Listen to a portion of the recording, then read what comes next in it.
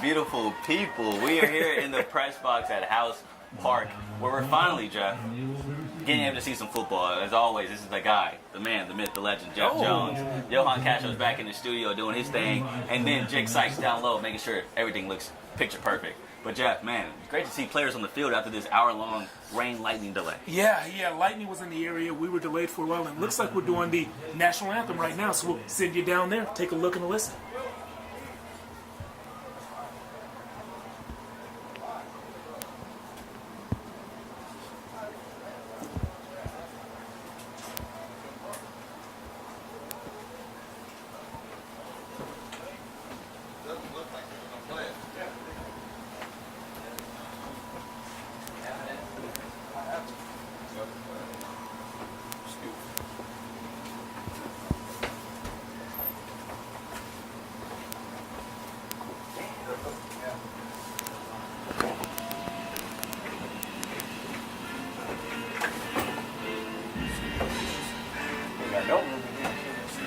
Is there another thing over there? No.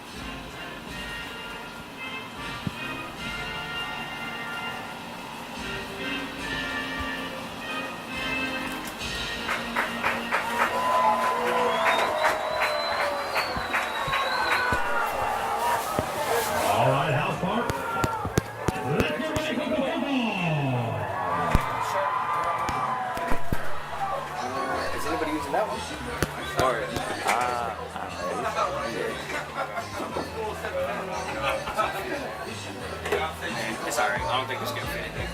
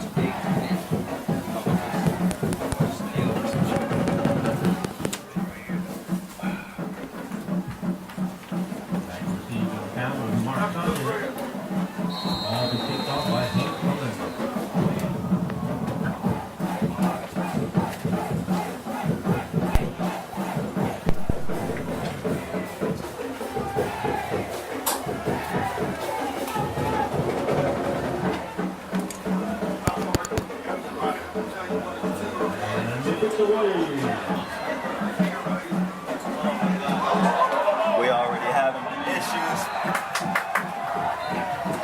with the wet ball out there, Jeff. And on the kickoff, McCallum bundles, Crockett recovers. Wow. And just like that, we talked about it during the 6 o'clock live shot on KVUE. But this is the first time these two teams are going to be dealing with the wet ball in these type of elements. They've been playing in triple-digit temperatures all the past 2 weeks. So now, how are they going to be able to handle these elements? And McCallum had the first shot at that and didn't look too good. Yeah. You know, it's like you said, we're going to see the wet ball, and so you worry about ball security, not just on special teams, but particularly on offense. And we've seen our first mistake so far from McCallum. Gives Crockett this short field, and there's the best player on the field, number one, ready to take the snaps. Cameron Dickey just got the scholarship offer from Texas Tech. Sends a man in motion. And he's going to take it himself down the right side. Oh. Made two guys miss. Drug another guy to the 25-yard line. And I like that. That's a way of setting the tone. You know, you got your ball carrier who really doesn't even get touched until he's 8 yards down the field and he's falling forward. That's perfect. That's what you want. And Coach Norton told us earlier this week that his main goal on offense is to run the football, which is a great idea right now since a lot of rain happening. But he has an empty set right now, so we'll see if he runs it again with Dickey by himself, or if they're going to do a little screen pass outside. That's exactly what they do. Oh. Throw is kind of high. Yeah, that throw is very high. And, you know, something quick like that, the quarterback gets the ball, and they really sometimes don't even have time to flip the ball and get the laces. It's you catch and you throw, you catch and you throw. And so the elements do play a factor in that kind of quick pass as well. So maybe that's what happened there, but he airmailed that one. That was not on target at all. So it was the first test throwing the ball, so let's see if Coach Norton goes back to the ground game. Has to. And there goes. Tough snap there. Dickey picks it up. McCallum's there to surround him. Minimal loss there for Crockett. Now they got a long third down, though. Looks like 3rd and 12. Yeah, 3rd and long, and that's where we're going to see the pass rushers from McCallum really step up. And, you know, so far this season, it's been a young man named Ed Bamba who's been their guy. He's not on the field right now. But you expect to see the McCallum defense kind of pin their ears back and try to get Cam Dickey in the backfield. I like this tight spread formation. They were just going to run it with Dickey to the left side. He probably gets 3 yards. That's it, not enough for the first down. And this is going to be interesting to see what Coach Norton does here, because as we talked to him before the game, he said his kicker has a range of about 50 yards. And so we'll see if he sends him out there for this situation, or they're just going to punt it away or go for it on 4th down. There he is, number 7. That's Hank Sullivan coming out on the field. And like you said, Corey, he's got the range. But, you know, with this, you got to worry about the snap, the hold before the actual play. I don't want to say get started, before the critical part of the play takes place. And in these conditions, look at that, we're missing somebody. No guard on the field, maybe. And that forces Crockett to call a timeout, burn the first timeout, and Coach Norton is not happy. He's pointing at the guy that's supposed to be on the field right now. Oh, big 99. That's Amado Pena Gonzalez. Great story about him, but of course we're going to wait for him to make a good play before we tell his great story. But the big man, big number 99, has always been a big man and has been much bigger than you see him right now. Yeah. He actually came to Crockett as a freshman weighing 425 pounds. Wow.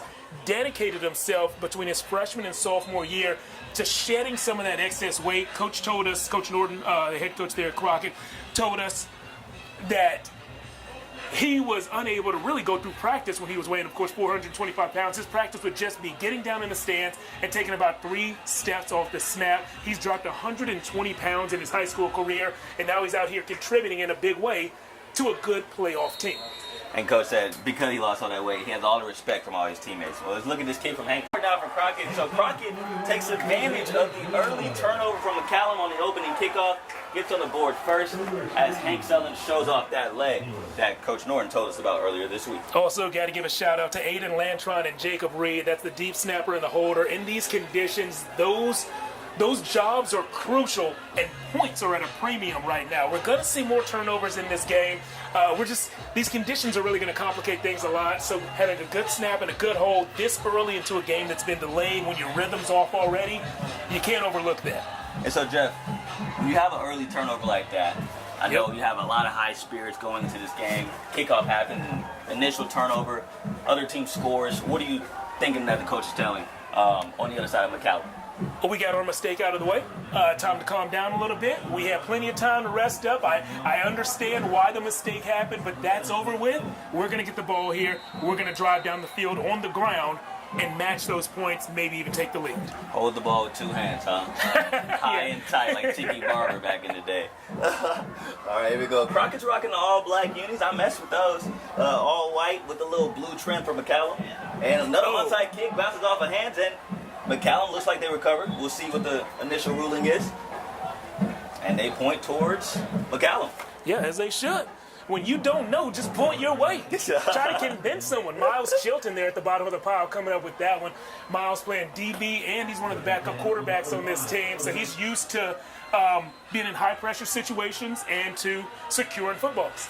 So we get our first chance at this McCallum offense with Luke Dunham running the show here, the former cornerback that has transitioned into being the quarterback of the McCallum Knights. So see what their game plan is going into this wet terrain. Again, a little pistol look. Wide receivers on each side.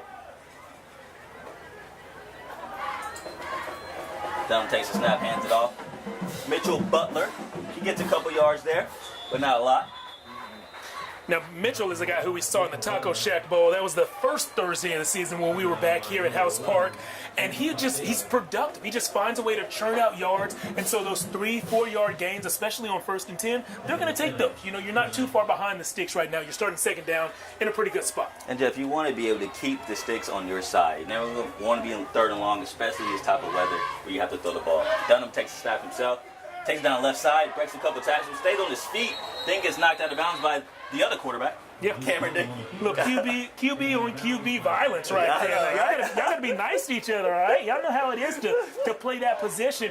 What I want to do is I want to keep an eye on Cameron Dickey, number 1, of course, the starting quarterback. I want to keep an eye on how physical he is on defense. You know, part of being a safety, what I like is that you can be physical, but you don't have to hit somebody on every play. Those hits add up. Whether you're receiving or dishing them out, they add up. Let's see if Mitchell Butler takes another hit himself. He does. He steps out of bounds, gets a good amount of yards, about 5 or 6 yards on the 1st down. And like you said, Jeff, they're able to stay within their means, get a couple yards 1st down, 2nd down, and have a manageable 3rd down. And that was a big gain there for 1st down. Yeah. And so in these conditions, and McCallum's offense is mainly a ground thing. And in these conditions, I don't know that you want to go to the air, but I do like this situation for going to the air. 2nd and short, I'll call some kind of play action here and see if I can get this ball in the end zone. They hand it back off to Mitchell Butler. He gets a couple more yards. Looks like he got the 1st down. And they do. All right. You can tell they're really trying to push that left side of the line. It looks like that's where they want to attack this Crockett defense and run on that left side. And they've been able to be very effective on their 1st drive. Yeah, A.J. Wolf, that left guard over there, a junior who has been a starter for a while and knows what it is to make plays. Not a bad idea to run behind him. McCallum staying in his pistol look. Same thing, running up the middle.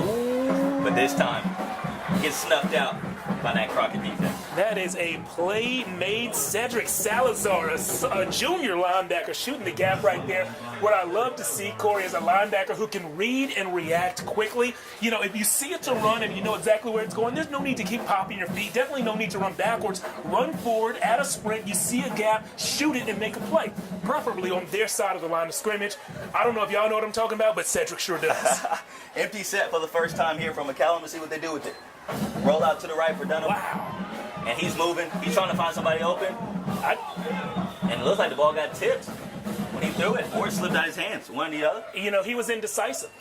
Going back to our friend Cedric Salazar, what he did right there is what my coaches used to call pull the chain. When you see a quarterback break the pocket and he's sprinting now, but he's still surveying his options downfield, don't just stand in no man's land and let him make a decision. You make the decision for him. Sprint right at his upfield shoulder. That's what Cedric Salazar, number 23, did on that play, and it forced the McCallum quarterback to make a decision quick. And that's where you saw the ball pop out. He was like, am I going to throw it? Am I going to tuck it? And to me, it honestly looked like a fumble, but they called that an incomplete pass. So this is the 1st 3rd and long on this drive from McCallum. Let's see what they do with it. And big pressure here from Crockett defense. Yeah. That's the guy. And that's the guy. The other Dickey. Yeah. Caleb Dickey gets the sack there. And we knew he was going to be off the edge early and often in this game. Yep, so that's not the first time we've seen him in the backfield, even tonight. That's the first time he's completed the play and actually got the sack. This guy makes plays. That's what he's done all career long. We saw him last year get a ton of sacks. Caleb Dickey, a guy who's already receiving interest from UTSA.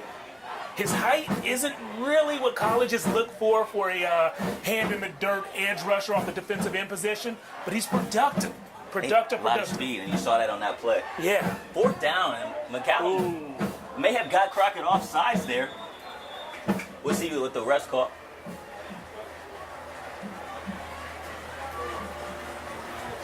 Yep. Offsides on Crockett, 5 yards from McCallum. Did look like that D-line jumped early, and the offensive line reacted. You know, I believe that was the first time they went with the hard count, and I like when they did it. You know, if you're going to go for it on 4th, or if you're going to kick it, why not try to get 5 free yards, especially if the defense isn't in that mindset. You know, some teams as a defender, when you play against them, you know these guys are going to go on 2, they're going to go on 3, and so you're extra cautious. So far in this game, McCallum's been going on 1. Crockett got used to that, and it cost him 5 yards right there. So here's Dash Levy. Looking like a 42-yarder here. Yeah, and it's no good. Actually, here goes a little return. They can return that. A lot of space on the left sideline. He didn't And see he doesn't go that way. He didn't see the far sideline. He had blockers. You're definitely right there, Jeff. So both teams had chances for 3 points. Crockett got those 3. McCallum doesn't, and that's has a score right now of 3-0 with 7 minutes left in this first quarter, Jeff. What do you see from the first 2 drives from both teams? You know, I like the pass rushers, man, and so I like what I saw from Caleb Dickey getting in the backfield multiple times and finishing one of those pass rushes with a sack. What I do want to point out about the play we just saw, that was Anthony Salcedo back there. Now, Anthony's not listed as one of their kick returners. He is a DB. So what that tells me is if he's used to playing on defense and not necessarily using his vision skills with the ball in his hands, he probably just didn't see the space he had on the left side. Not really his fault, but man, you like to see a young man make the most out of his opportunities, and I think there was more meat on the bone on that play. And another snap that kind of gets bobbled a little bit for Cameron Dickey, and so he had to just kind of make do with what he got there and got a couple yards. One of the cool things about having a 4-year starter at that position in these elements, you have a snap like that gets bobbled, your quarterback's not going to freak out. No. He's going to be cool and calm, especially midway through the first quarter with a lead, and that's what we saw in that play. He was cool, he was calm, and he ended at the line of scrimmage. Trips right, another bad snap there, and that forces another bad play for Crockett. Losing a couple yards there. You got to get this snap going. I know the ball is wet, but if you're going to run shotgun, you got to be able to do something out of that. You can't run the play if you can't start the play. Exactly. So now you're in a 3rd and long situation. McCallum knows you got to throw. Yeah. And maybe we see your guy, Jeff, Bamba. It's his time to make a play off the edge.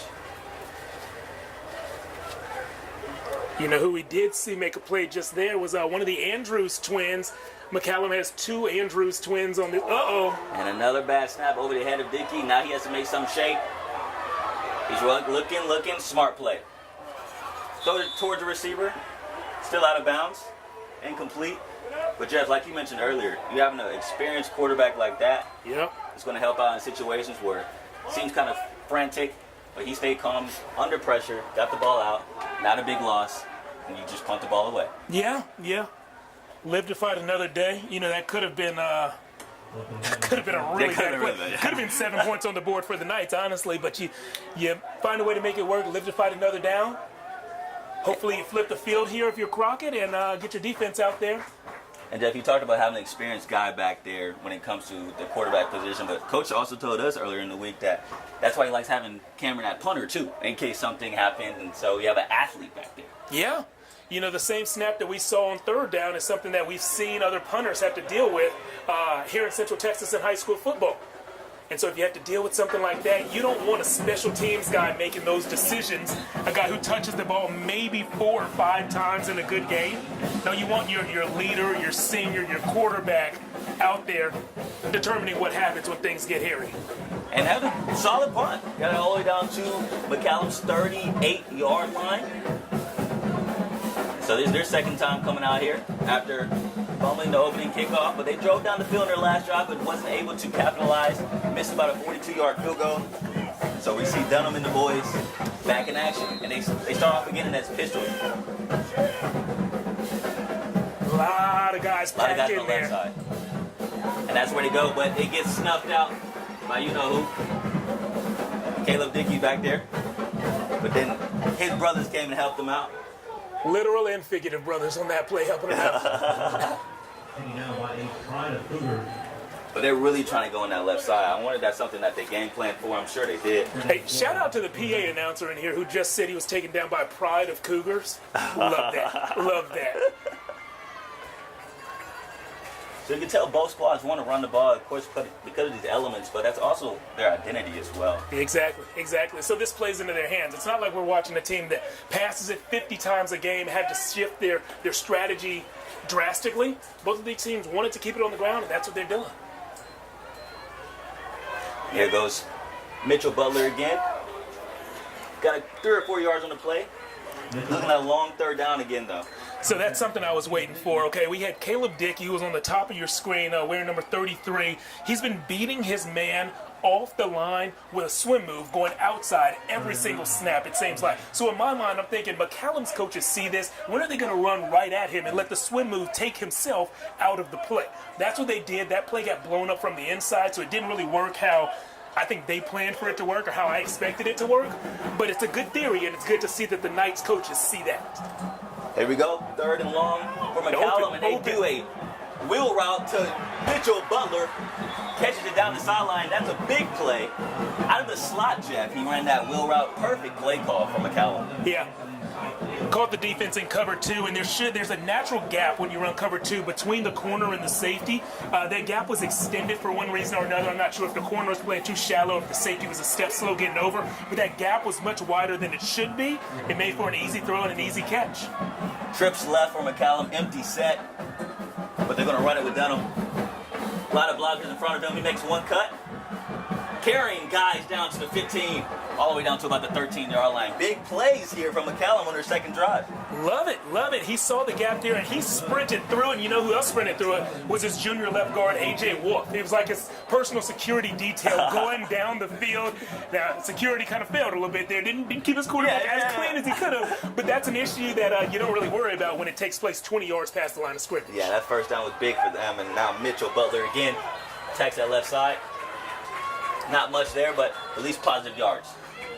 Got to point out how Caleb Dickey is making so many plays when he starts on the backside of a play. Those are all effort plays, and at the defensive end position, effort, a high motor is so important because you're going to catch ball carriers on cutbacks. You're going to find plays where the quarterback holds it a tick or two too long, and your effort will lead to stats and plays made if you keep it consistent. Caleb Dickey has so far. Big drive here from McCallum. Dunham has these boys rolling, and he'll take the rock himself. Nice cut inside, and Caleb Dickey with the tackle. Down to the 5-yard line. Again, Dickey with the tackle on the other side of the line of scrimmage from him. They ran away from him, and about 6 yards downfield. That's all effort. That's all effort. Got to give him a little help, but that's all effort from 33, and I love to see that. Now, Jeff, they're attacking this 3-3-5 defense from Crockett, and there's a lot of running lanes because there's only 3 down linemen, and so that's something to look out for. Here we go, a little quick jump to the line, quarterback sneak, and they push him into the end zone. Look at that. Mitchell Butler pushes Lou Dunham, and no one tackled the quarterback. Everyone just bodied each other up at the line, and no one actually grabbed the quarterback. Do you remember, it must have been in like 05, Reggie Bush and USC playing against Notre Dame, and they had the Bush push. Oh, yes. I think we just saw the McCallum version of the Bush push right there. Pretty cool. Pretty cool. Great play call. They need a short yardage. They got a touchdown instead. I bet they'll take that any day. 6-3 now McCallum, based off of this extra point by Dash. And it's good. 7-3, McCallum scores the first touchdown of the night. After a couple big plays there, you had the nice pass down the sideline to Mitchell Butler out of the slot. Then you had a nice run by Luke Dunham as well. He took it himself down the left side as well. And he eventually got into the end zone. So it wasn't just running the ball, Jeff. They were able to get the ball through the air as well, even though it's raining out here. And they managed to get into the end zone. Yeah, love it. And love to see the balance. Did not expect that from two teams that, as we pointed out, love to run the ball and are facing these elements out here. Kind of expected every drive to be run heavy, but we saw some balance on that drive to move the ball down the field. And it's great to see they're able to do this despite the weather. Because then you don't want to be pigeonholed into doing one thing, right, Jeff? When it comes to the playbook, you want to be able to call the whole playbook and not be forced into just running the ball. And so for Luke to show that, it's big for his coaches to know, hey, you can throw the rock. I got you. I can find the laces. Best believe that. And he showed it that last drive. Coach, call the play. I'll take it from here. Let me cook. Let's see if Crockett can cook on their next possession after this kickoff. Little pooch kick. Right sideline. Jacob Reed gets out of bounds quickly.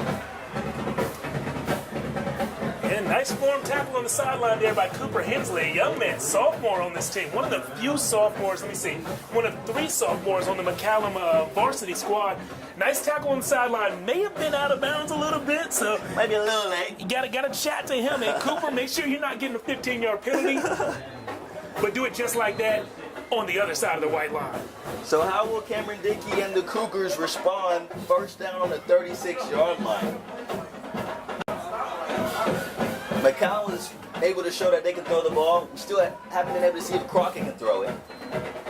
They're going to run it first, though, and there's no holes open for Dickey up front. This McCallum D-line is really surrounding him.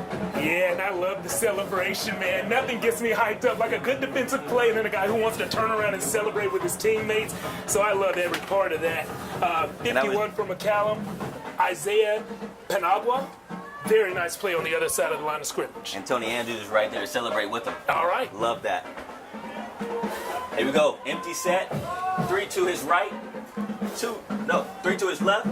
2 to his right. Motion. Ooh. Another quarterback keeper. Great play call. And there goes the speed. Uh-oh. Cameron Dickey gets a block from his wide receiver down the right sideline. And that's a tutty. Cameron Dickey puts the Cougars back on top. And man, Jacob Reed, what a block at the wide receiver position. Yeah, that was great. That was great. Was that Jacob Reed? It looked like that might have been Chip Verver to me. Was it Jacob? Whoever it was needs a shout out. Believe so. Number 8. That was 8? Okay, there we go. So Jacob Reed, number 8. Great job, Jacob. And you know the thing about that, you getting able to get that, and you love the play call. You send the guy in motion, use him as the play action, but then you keep it yourself from Cameron Dickey. And man, you saw the speed on that play. And you see why Texas Tech is calling at his door. I sure do. Hank Sullins gets the extra point. And just like that, we got a little fireworks, okay? Yeah. 10-7. I told you we got to give you a shout out if you make a block like that downfield. Jacob Reed getting excited on the sideline. That definitely was him making that block. Great job on his part. Yeah, he's hyped. And you don't see that a lot, especially at the high school level, being able to block downfield. You know, especially at the wide receiver position, knowing that, hey, I got to make one block and my guy scores. And that's very selfless out of Jacob. It's great to see that that's the type of stuff that Coach Norton has been instilling into his guys. You know, what a slow start. But man, back-to-back touchdowns for both squads. Yeah, you know, you think about the games where the guys are forced to stay on the ground and you think they might be 3 yards in a cloud of dust kind of game. But there have been some big plays in this, and it's been fun to watch. And it better be fun to watch if it's going to keep us up late night like this one. After that delay, man, I'm trying to see something. 8:35 kickoff in this one, so a late night kick, but worth it so far. All right, folks, 10-7. Crockett is up. 1:30 left in this first quarter. Crockett started this game recovering a fumble on the opening kickoff. They managed to take advantage off of that. Now a little pooch kick, fair catch called. He doesn't touch it though. Oh, here we go. And the ball is down at the 8 because he called a fair catch, so you're not able to advance it. Yeah, and I hate how confusing that gets because that's dangerous. You know, when one player calls a fair catch and he doesn't make the catch, so another one does. And in his mind, he's thinking, I didn't call it, so I can advance it. Yes. You know, there's a chance he didn't even see it. The defenders don't know what's happening, but they don't want to give up the big play. So it's just unnecessary hits on somebody. But I didn't feel like anybody was in the wrong there. Just a little confusion caused a little collision. Yeah, oh, I see what you did there. A little alliteration there, huh? That was the goal. Oh, man. Ball is on the, looks like a 13-yard line for McCallum. Kind of pushed back. No room for any negative plays, though. No. They come out in this pistol set again. They've been very effective from this formation. Dunham and the boys. High snap, gets it to Mitchell. Mitchell fights through a couple tackles. Gets some positive yards, about 5 yards on that play. I like the move that he made there to get to the second level. You know, there's no hesitation when he gets the ball. It's just, let's go forward and go through anybody who is in the hole that I want to hit. I love that. Very aggressive. Just punch him in the mouth. You see a lot of gaps here on this D-line because of this formation that they run defensively. So you got to be able to take advantage of that in the run game. Dunham keeps it himself. That play just did not develop fast enough, but the defense was fast enough. Yeah, they were. Caleb Dickey is everywhere. He was the one who hit him right in the face. That hit looked a little better than maybe it should have been because the quarterback's legs were tied up, but a big hit is a big hit, and 33 has been delivering them all day long. That puts him into about a 3rd and 5 situation. Yeah, manageable. You can keep it on the ground or you can go to the air. I think this is you got to pick it up here, punt it away, though. I don't think this is a 2-down territory, 4-down territory. 2 wide receivers on both sides of Dunham.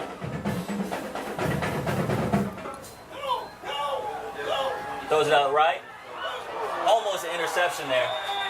Goes off the chest. And is that A.J. Phoenix, I think, out there making that play. The senior corner, very nice play. He saw exactly where the ball was intended to go, and he beat the receiver to the spot. And I was wondering if Dunham was trying to hit the speed out route or the stop route. I just couldn't tell which receiver he was targeting. You know, when 2 guys are in the same place on the same team running routes, that's not typically a good thing. I couldn't tell either exactly who that ball was intended for. Either way, incomplete. Punt team is out there. McCallum gets the punt off. Almost close to a block. No fair catch. Doesn't matter. Anthony Saucedo. Hey, man, what the confidence? Yeah. Saw dudes running toward him. He's like, hey, I'm going to take this mug. Yeah, you know, I like that. And that was our guy who returned the field goal. So he is the punt returner. He's not a kick returner.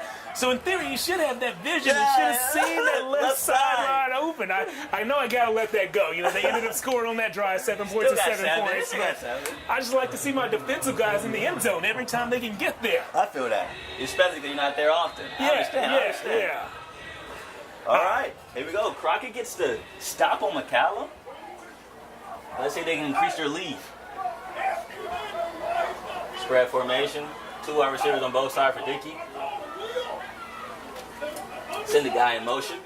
Good snap. Same play that they scored a touchdown on. And Dickey stiffs on the guy to the ground. Lord have mercy. But he gets pulled down by this caller. It may have been a flag. No flag call. But, man, what a run there by Dickey. That stiff arm was disgusting. Yeah, that was real nice there. And that's just strength, you know. He didn't really even extend the arm on that. He just kind of ran through the contact. If you're going to tackle this guy, you got to bring more than both arms. You bring both arms, your body, make sure you get your head across the chest and keep your feet moving. You have to do everything textbook. He's so big, so fast, so strong. And, Jeff, that ends the first quarter. What a play to end the first quarter on, huh? Yeah, very similar to the last play of the previous drive for Crockett. That little jet sweep zone read. Yeah. As far as the it's working. Dual threat quarterbacks reading where they need to go and what they need to pull and what they need to give, he's one of the best in town. 10-7, Crockett is up as they switch sides. Now, Jeff, if you're Coach Norton, you run that jet sweep read, you score a touchdown on one play. Next time you run it, you get about 20 yards. How often are you calling that play now for the rest of the game? I like it. Okay. And I'm going to keep calling it. Until they stop it. I'm going to keep calling it until I think they are about to stop it, and then I'm going to call a variation of it. And so I don't know if you actually hand the ball off on the jet sweep. And that's what, you know, I'm calling it a read. I don't know if it's a true read. I believe it is. Meaning at the snap, the quarterback, Cam Dickey, doesn't actually know if he's going to give it. Oh, same look. Same look. Cameron keeps it again. Gets positive yards again. Not as much, but still positive. I do think it's a legitimate read after watching it closely on that play. So I'm going to call that as often as I can, actually. And then if there's a pass concept off of that same look, I'm going to sprinkle that in pretty soon as well. Not in this part of the field, though. I want to sprinkle that in when I get some more room. Yeah, a little more space. Yeah. Second down and about 7. Trips left. Empty set. Another motion. Bad snap, though. Dickey tries to recover it, and he does, but he gets pummeled. Crockett's asking for a late hit on their quarterback, but everyone's trying to get the ball.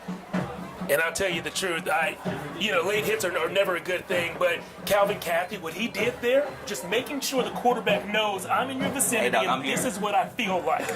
I'm a big supporter of that, especially if you're playing against a guy that has a lot of snaps under his belt and will take a lot of snaps in the game. No late hits, nothing dirty, but just make sure he knows, hey, this is me. This is what I feel like. This is me. This is what I feel like. If you're 230, put 230 on. Yeah. Okay. Timeout by Coach Norton. That's the second timeout of the half because they had to waste a timeout on that field goal attempt where they didn't have enough players on the field. Yep. Hey, and going back to what I just said about defenders making sure that ball carriers and quarterbacks feel them and know they're there, I know that if Cam Dickey was up here, he'd agree with me because on McCallum's first drive, that's what he did on the sideline. Dunham was running on the sideline, and it was one of those things where you can give him a little shoulder out of bounds, or you could actually hit him, drive your feet, and make sure he knows you're there. That's what Cam chose to do. So I know that we're cut from the same cloth. He's just cut from a much, much more athletic cloth than mine was. Chill out, man. Give yourself more credit, man. His was silk, mine was loin. Hey, I'll still rock loin, though. It's still a nice little texture. Yeah. That's cool. Let's see if they can fill out this first down, though. Third down and long. Trips left. Sends the guy in motion. Dickey drops back. Flag on the play. We'll see what that call is after this. But a nice screen pass, and he's going to walk into the end zone. Touchdown. Ethan McLaughlin. Oh, this is not good over here. And it looks like two McCallum players ran into each other. Yeah, this is not good at all. And they're down. Yeah, don't like to see those kind of collisions. Love putting your body on the line. It's what you got to do in that situation. For your team, you're doing your job. But man, I hate it. Right when that McCallum defender hit him, it just didn't look good from the beginning, and it doesn't look good now.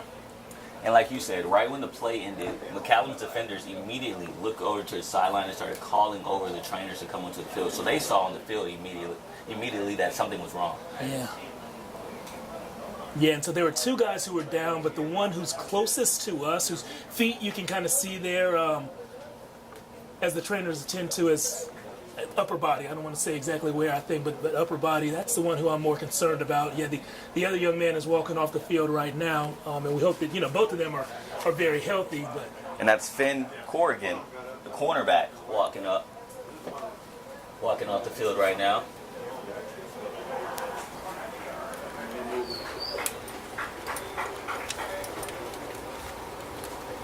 Hopefully these boys are okay.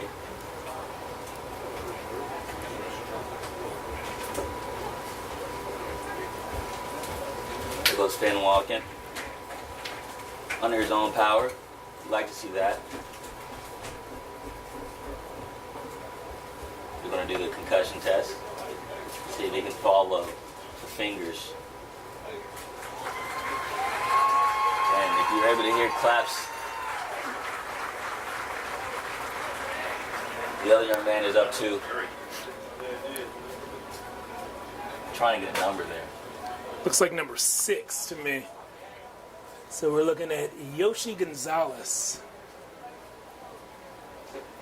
He's able to walk on his own power as well. They'll probably do those same tests that they're doing to Finn right now for a concussion.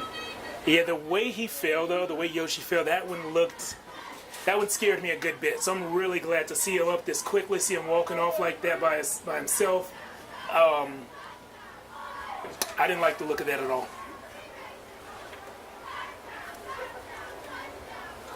That play did result in a touchdown for Crockett. Let's not forget. They ever addressed the flag? I guess not. They did not address the flag because it was on McCallum. I believe it was offside. Okay. And so, of course, Crockett declined. And they got 7 more points on the board after Hank Sullins. Actually, the extra point was no good from Hank Sullins. So the score is now 16-7 with 10:40 left in the second quarter.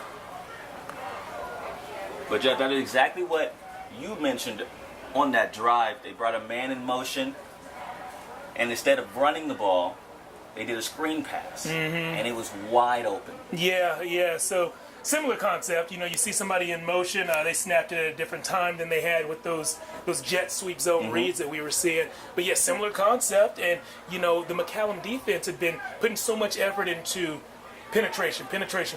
Let's get back there and muck up that read mesh point if we can.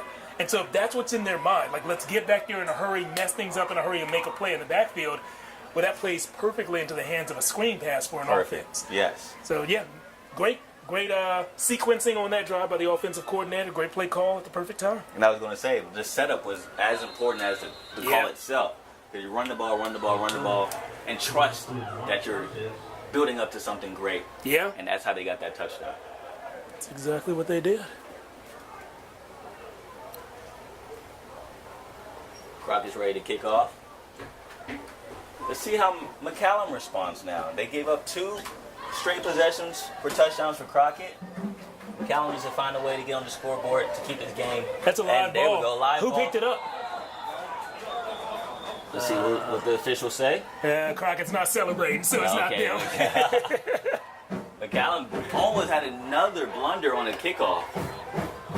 Remember, they fumbled the opening kickoff, which led to 3 points for Crockett. But needless to say, they recovered this one. Knights coming on the field, led by Luke Dunham. And that first drive, Jeff, they were able to run the ball well. Had a nice pass down the sideline for about 25 yards to Mitchell Butler. The offense looked like it was rolling, but this last drive, when they got backed up, they had a nice first down, but wasn't able to convert on third. And here goes the pass game. Throwing it out to Mark Sanchez. Breaks a couple tackles and then gets a first down. Mark Sanchez, one of the only guys on this McCallum team that's going to get a high volume of reps on both sides of the ball. So, you know, he's one to look at later in the game for fatigue and things like that, but he's one of the team's best players. So Coach Tom Gammerdinger, the head coach of the Knights, has told us before, like, whenever it's crunch time, when he needs plays to be made, it doesn't really matter how many plays you played, he's going to have his best guys on the field, regardless of offense, defense. He wants his best 11 on the field. Mitchell Butler takes the snap, or takes the handoff, I should say. Gets a strong 10 yards. Ran right up the middle. Yeah, wasn't touched by a defender until he was 8 yards down the field. So huge compliment to the offensive line on that play. It doesn't matter how many yards after contact you get when contact doesn't happen until 8 yards past the line of scrimmage. It's hilarious. Second down, 1 yard to go. Trips left. May see a screen here, we'll see. Or you may just go right back at him. And that's exactly what they do. Mitchell Butler takes it, gets the first down. Offensive line is pushing for a couple extra yards. Love to see that. And there goes moving the change. But there goes Mitchell Butler's helmet off, which means he has to come off the field. And here comes Drew Andrews, the twin. Yeah, those twins, Drew Andrews and his twin brother, Tony. Coach Gammerdinger told us those are team leaders. They're small guys, 5'9", 165, something like that. They're smaller guys, but full of heart and competitive as all get out. So those are definitely guys you want on your team. Dunham with trips right. And oh my goodness, gets snuffed out easily. Number 23, Cedric Salazar. Got back there fast. Yes, Salazar, Caleb Dickey, Anthony Salcedo, some guys whose name we've called a few times. Pretty impressed with Salazar. This is my first time seeing him actually in game action. I like how he moves, man. I like how he plays that stand-up linebacker position. And let's see what McCallum does now. First down, you lose yardage, so now you're behind the chains. Second down and long. They run the ball again, or will they go through the air? Let's see what Gammerdinger has called up. Takes a snap. Done play action. Finds his target. That's Jaden Bowie. And he gets solid amount of yards. About an 8-yard gain there on the slant route. Now it makes a manageable third and about 3 yards. So now trips left for McCallum. Mitchell Butler back into the game. And tight end lined up over there too. Running back shifted to that side. They want everything to go in that direction. And looks like a lead block there for the quarterback. Does he get there? It's going to be close. Yeah, it's close, and I think at this part of the field, if he didn't get it, I think you keep the offense out there. 4 down territory. In this zone, I guess you should say. Yeah, they're at the Maybe 35-yard line. Kick a field goal. Yeah, so it'd be a 47? No, Yep. 52. 52 yard field goal. Oh, they're going to try to do the same play that scored a Hey, touchdown on Bush this little push. quarterback sneak. They're trying to do the hard count. Oh, and it they should get count. themselves. False start ensuing for McCallum. Until now, Jeff. Still go for it, you punting it? Whew, let's see. We got 4th and about 8 from around midfield. You're that's tough. down 9. Yeah, and I don't know. Your offense is so focused on running the ball. I think I might punt it, try to flip the field, see if I can get a 3 and out, and let my offense take it from there. Score is 16-7. Crockett is up with 7:17 left in the second quarter. And as we saw a false start by McCallum, going to push them back. It's going to be about 4th and 8 now after that penalty. Gammerdinger looks like Dunham's still out there. Love it. Yeah, I love being aggressive. As I told you, that wouldn't have been my call. But I love it for you. Let it rock, man. Let it rock. Uh-huh. Dunham. Empty set. But this is what they stay in. 3 receivers to his left. Jaden Bull on the right. That's what he targeted earlier in this possession. And looks like they're going to talk it over. Timeout, McCallum. And it's a big decision. I understand. Yeah. You want to take more time. You don't want to rush it. Yeah. Because, Jeff, you're already down 2 possessions. Crockett has scored their last 2 possessions. Mm-hmm. Give them the ball back on a punt. They score again.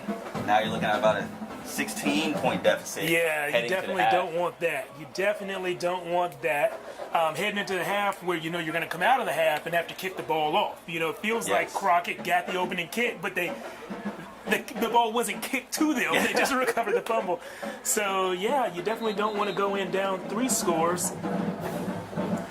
Especially also with this short intermission. We got told actually the halftime will be 15 minutes long, not the typical 15-minute halftime. 30-minute halftime. So they're going to try to get these boys back on the field because of that delay. And they're going to go for it.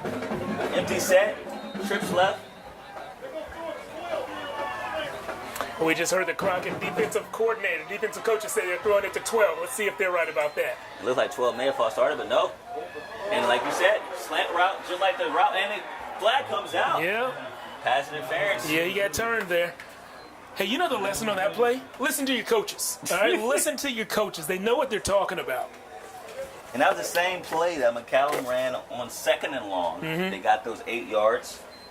They said it worked earlier in the drive. Let's try it again. And guess what? It worked again with the penalty. Yeah. If you're giving Jaden Boo that kind of cushion, they feel like he can beat you inside. And apparently he's sure-handed enough, and the quarterback, Luke Dunham, is accurate enough to make that play happen. And I like that formation too, because you have all the guys on the left side leaving Boo by himself one-on-one, so you're just trusting that your guy can beat their guy. Right, trips right. No wide receivers on the left side. And it's interesting because that's the short side of the field. Yeah, and last time we saw this, we saw the 3 receivers and the tight end all lined up to one side. We saw a quarterback run to that side. Let's see if they do the same thing or if maybe they were setting something else up. Dunham hands it off to Butler. He makes a cut. Doesn't get touched to the secondary. Safety misses the tackle. And he drags guys down to the red zone. Back to the, looks like 14-yard line. Mitchell Butler, he's been gassing this defensive line. And like you mentioned earlier, not getting touched until the second level. Yeah, so that's big-time compliment to the O-line. Coach Gammerdinger told us that had Mitchell not been hurt in the middle of last season, he thinks this young man would have rushed for 1,700 yards as a sophomore. Oh, my goodness. So, he's a big-time guy. He runs hard. I love to watch him run. Quarterback run for Dunham. Right side, he gets clocked. Down to the 5-yard line now. That was Caleb Dickey with the hit. Hey, I'm not sure if I actually fell on my sword earlier or not, but I want to say, going for it on 4th, sure does look smart now, doesn't it?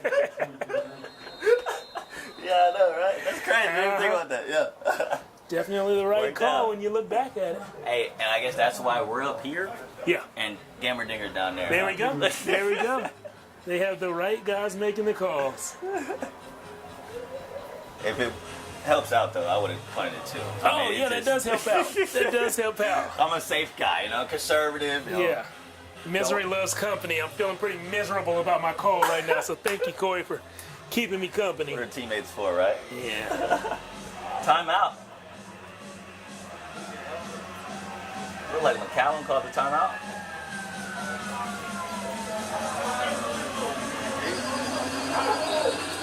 Trying to figure out how we're going to stop these guys from getting to the end zone.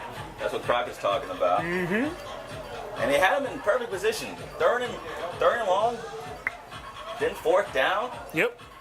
You just got to get off the field there if you're Crockett's defense. But they don't. They're still out there. Let's see if they can hold them to at least a field goal. But McCallum's looking to punch it in. Big set here. Mitchell Butler in motion. He takes the handoff on the left side, and it's, you know who. Yep. He's not having that tonight. No. You know, earlier I suggested running right at him because his swim move, that we're talking about Caleb Dickey, the Crockett defensive end, number 33, the one in the center of your screen right now. His swim moves were taking him out of plays that would have been run right at him. They did that, got a decent little gain on that one play, but since then he's corrected himself, and I mean, I'm not seeing many holes in his game right now. That's what smart players do. You gotta adapt. And that's what he's been doing all night. Looks like a little trickeration there. Try to do a little reverse. Oh, and a mean hit. Number 9. AJ Phoenix came and just plowed through a McCallum offensive player. You know what I used to call that? What? It's cleaning up the pile. You see somebody standing around the pile, it looks dirty, right? Yeah. You got to clean up. It might not be the spring, but it could be time for some spring cleaning. AJ Phoenix cleaning up the pile right before the whistle, maybe right at the whistle. But I bet you're not going to be standing around after that. You're going to be looking around, seeing who's coming for. Exactly, yep.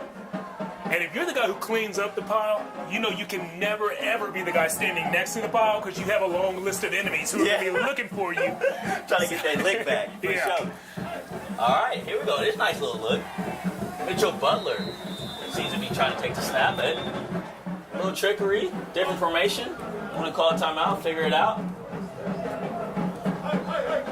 A little confusion there. Mitchell Butler was looking over to the sideline trying to get the call. Mark Sanchez was also in the backfield with them.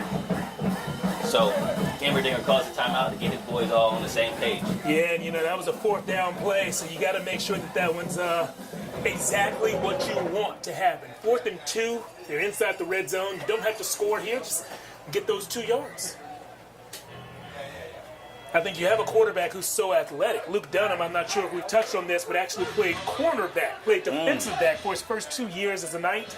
I think if you have a quarterback that athletic, you have to put him on the move and give him options. Whether it's rolling out on a pass play, a little bootleg or something like that, and giving him a run-pass option himself, or if it is sending him on a traditional like option play where he can tuck it and keep it, or he can pitch it to Mitchell Butler.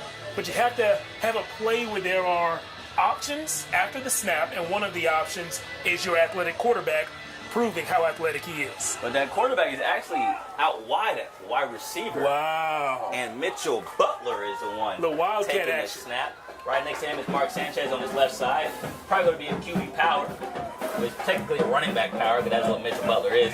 And they go on the left side, and guess what? He gets in there, touchdown, McCallum, and they respond. They cut this to a one-possession game now, and they just bodied Crockett's defensive line just now. Yeah, that's huge. That's exactly what you want to do as a football team, is just up front, man on man, I'm going to push you in a direction you don't want to go, and you can't do anything about it. That's what we saw from the Knights on that last play, and when you have an athlete like Mitchell Butler behind an offensive line, overpowering someone like that, you get a positive play and a touchdown in that situation. That's an equation for success, just like that extra point. So now, the score is 16-14. Crockett is up with 4:38 left in this first half.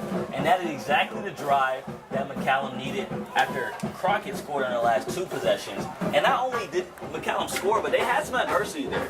Of course, a tough third down conversion on a slant route, but then also a fourth down conversion that they had to get. 2, yes, correct. That touchdown was on fourth down, correct. 2 fourth down conversions. And so they not only just went down the field, but they had to go through some tough situations, and they were able to come out on top of those. You just like to see that from a coach. You like to see your boys being in difficult spots on the field, and they respond positively. And man, we got a game, 16-14. A little delay, but it's a fast start. Good things come to those who wait, huh? We had to wait for this kickoff, and I'm glad that we're here.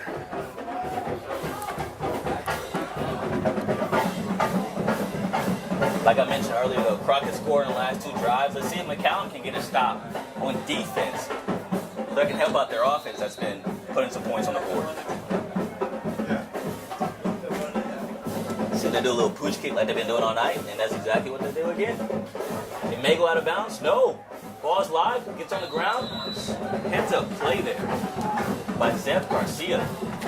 Got the ball, went directly to the ground. He ain't trying to get hit. Yeah. I feel you, bro. You know? And when you see a kickoff that you're not used to, you know, you have a bunch of things going through your head. Why not just do the safe thing? Zeb is a running back, a senior running back at that. So, like, he knows what to do when the ball is in his hands. But, hey, if it's time to play it safe, play it safe. I used the phrase earlier, live to fight another down. That's what you've done, Zeb. And your team gets the ball around the 25. So, everything's good. Everything's Just gotta good. drop it like it's hot, you know, right when you get the ball. Don't want to get clocked. All right. 4:38 left in this first half. Empty set for Cameron Dickey. Brings a guy in motion. Bad snap. Doesn't matter. Couple of jukes. Lord have mercy. Oh, the spin like a dishwasher. Stiff arm. Gets out of bounds. Lord have, what am I watching? Oh, my goodness. Cameron Dickey. Stop playing with these boys. I don't know how that was a positive play, Jeff. I have no idea. I tell you what, there are about 6 defenders who would not describe that as a positive play. They describe that as a negative experience. I saw a gentleman get thrown through the ground on that play, and that was. Oh my goodness. Yeah, that film room on that play is not gonna be good for McCallum. Yeah, he knows when that is. He's gonna have to go to the bathroom before that play. Dickey takes a snap, couple play actions, gets out of a sack, takes it himself. And, of course, he does a smart thing. Oh, I thought he was going to run out of bounds, but he wants that smoke. Dickey. Hey, he's about that action. It's my first time watching him play. I'm liking what I'm seeing. Yeah, loving it, loving it. Remember earlier we were talking about how you want to make a quarterback know that you're there, make him feel you. Well, Cameron Dickey plays quarterback, but he plays like a defender. He's seeking out contact. He said, this DB right here, I haven't put my shoulder pads and helmets on him in a while. Let me make sure he knows I'm here. Love that.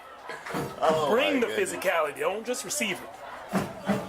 It's coming from a quarterback position, too. That's tough to stop. When you have a threat like that in the backfield. Yeah. Here we go. Cameron Dickey takes snap, looking deep, and he throws it deep right over the hands of Jamari Wilson, someone that Coach Norton said he's one of those guys with the biggest hands on the team. Yeah. Which is, just a huge advantage. When you have a receiver with those big old mitts, looks like it's a baseball glove out there that you're throwing to and he's catching with. I mean, come on. You can just trust him. Lob the ball up, he'll stick his big hand up and catch it. Just need a little bit lower on the lob. Yeah, a little bit lower. Give him a shot to catch it. That's the second one we've seen Cameron kind of airmail tonight. But, you take the good with the bad, and the good is very, very good. Whistles are blown before the play gets started. McCallum called a timeout, and that was their final timeout. And so I do want to point out that last play that we saw completed was what we talked about earlier, Corey, where we said we want to see that jet sweep zone read motion, but if there's a pass concept off of it, they showed us that there is at least one in their playbook, and I'm sure there are more than that. So, yeah, I think you keep running that motion as often as possible. If you had defenders on the snap see something that they've seen a million times before, but they still 2, 3, 4 steps into the play have no clue what's coming next, you got a huge advantage. And so when you bring a guy in motion, Jeff, how does that confuse the defense? Yeah, so you're wondering, is my strength going to stay the same? And oftentimes you just keep the strength the same regardless, unless you're playing with a team that sends somebody in motion and stays in motion there. You're wondering if he's going to get the ball, and at that mesh point, there's a ton of confusion, and we saw it on that play. Sometimes you're wondering, like, who has the ball and how can I tackle them? If you're thinking that, then you're coached incorrectly. You have an assignment. You have an assignment. And so if they're running the jet sweep and I am on the side that the sweep guy is coming towards, then I'm going to hit him regardless. If he has the ball, hit him. If he doesn't have the ball, hit him. If I don't know, hit him. So how you confuse people is when they start trying to do too much, hitting people that aren't their guy. I think he's trying to hit his receiver, but he doesn't. He had to get that one out of there because McCallum's defensive line got back there quick. Now it's to Ethan McLaughlin. Yeah, it was Karan Lewis who got back there really quickly. Karan's a guy who actually played defensive back last year, played safety last year. They moved him down to outside linebacker. And, he's been making plays, getting the backfield, pressuring him. And just like that, Crockett has to pump the ball, and there's still a lot of time left. 3:07 left on the clock as we just got a little cricket come in there. Was that Jiminy? Who was that? Oh, man. Hey, you got me there, dog. I'm not going to lie to you. It took me a second. Yeah. I got it. Cameron Dickey, he's also the punter, too, folks. Quarterback, safety, punter. Thanks, Peter, which means get away from it. Crockett recovers about the 32-yard line, 31-yard line. And now McCallum has a chance to get the lead before halftime, which would be huge. Yeah. You know, I've always wondered. You said they were screaming, Peter, Peter. We could hear from up here. They wanted to make sure everybody on the punt return team knew that ball's about to hit the ground. So go to the sideline because we don't want the ball to hit you and to be a fumble. But I've always wondered, who is Peter and what does he think about that being his legacy? Yeah. You know? What Peter do to people? Right. You know? Peter's like, man, I caught 12 touchdowns my senior year. Why can't Peter be like a back shoulder fade? I'm a dog, too. One punt hits me in the back of the head. Now everybody screams I'm the Peter. loudest stock of every punt return team. Oh, great play there by Luke Dunham. He saw that the screen was covered up, so he takes himself down the right side. And he picks up about 7 yards on that play. Really great heads-up play. I can't emphasize that enough. He saw that the screen pass was covered, and it would have been a pick six if he would have thrown it. Yeah, he pump faked, ran the other way. Huge. You limit a turnover, you keep your drive going. Like you said, great heads-up play. A lot of quarterbacks, especially at this level, would not have actually read that. They would have just caught it and thrown it. Clock's ticking. 2:50 left in this first half. Mitchell Butler joins Luke Dunham in the backfield. Jaden Boo by himself on the left side. Keeper by Dunham. And they'll keep him behind the line of scrimmage. It's going to be about a third and 4 for McCallum.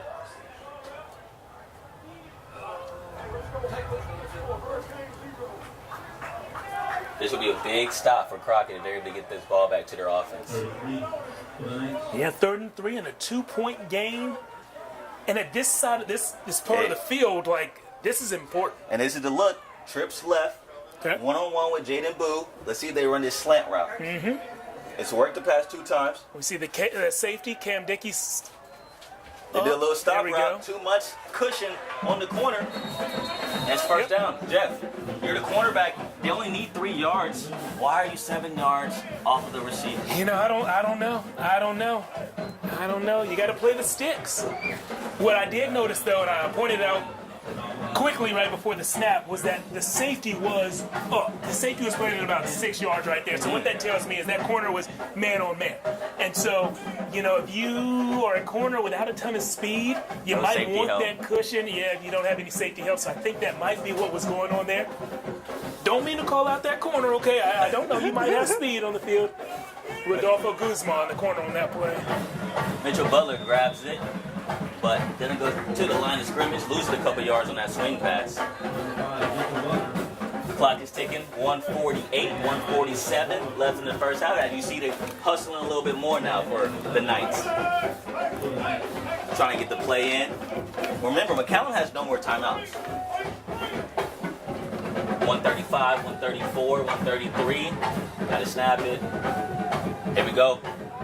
Looking deep for Dunham. Doesn't see anyone, so he takes it himself down left side. Gets out of bounds. Couple extra yards there after that juke. Clock stops at 123 and about an 8-yard pickup. Yeah, and that juke was critical. That was Rodolfo Guzman again, just flying down at the quarterback. He wanted a confrontation at the sideline. I like that. As I've told you before, I like when I see offensive players going to the sideline and I can hit them right before they hit that sideline. That's what Guzman wanted to do, and Luke Dunham, the quarterback, shifty, avoided the hit and got out of bounds. What they say, got to be quicker than that. Trips left, Boo by himself. Pump fake on the screen pass. Tries to go over the top to Jorge Adalpe. And it goes over his head. Yeah, that pass was a little high, but not too high. I think Jorge felt the safety coming down there and said, you know what? I don't think that ball's for me. Yeah, I don't really feel like it. Not trying to get clobbered. Because you know who's back there? Cameron Dickey's ready to lay some wood. Yeah, man. He's proven he's ready to hit. 4th down, and look at this, Jeff. They're not going to go for it. Going to punt it away. Okay. Giving Crockett one more possession, presumably, before halftime. Unless it's their fate. And it's a block by Crockett. They get back there, scooped up by Caleb Dickey. And man, Jeff, you go for it on 4th down the last possession. But this possession is punted, and it doesn't go in your favor. Yeah. And, you know, we were talking about that earlier. Oh, Caleb Dickey with a shoe as well. Oh, wow. You got the scoop and the shoe. Yeah, we were talking about it earlier. That transition from the snap to the punt just took a lot of time earlier. It looked like a play that could be made eventually in this game. And, hey, there it is at a pretty critical time.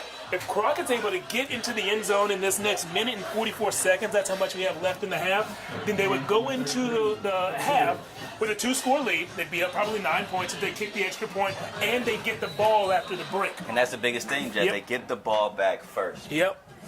So here we go. Can they take advantage? Big play there by the defense. Now they're asking the offense to help a brother out. Spread. Cameron Dickey. Looking, surveying, rolls right, backpedal, trying to make something shake. Doesn't do anything, runs out of bounds and doesn't throw the ball away. That's interesting. Yeah. And so that loses about 10 yards on that play. Yeah. Not a heads-up play. Cameron Dickey, very, very high football IQ guy. I know if you talk to him right now, he would say, man, I wish I had that one back because that was not the right decision to make. You got to throw that one out of bounds. And like you said, Corey, that would still stop the clock and you'd have about 10 more yards on your team. 1:05 left on the clock. Crockett looking to take advantage of that block punt. Man in motion at the mesh point, fumble. Looks like Dickey gets on top of it, and Jeff, man, this possession kind of wasted now. Yeah. You had great field position after the block punt, back-to-back plays, and looks like someone on the ground for McCallum. Injury timeout. Helmet comes off.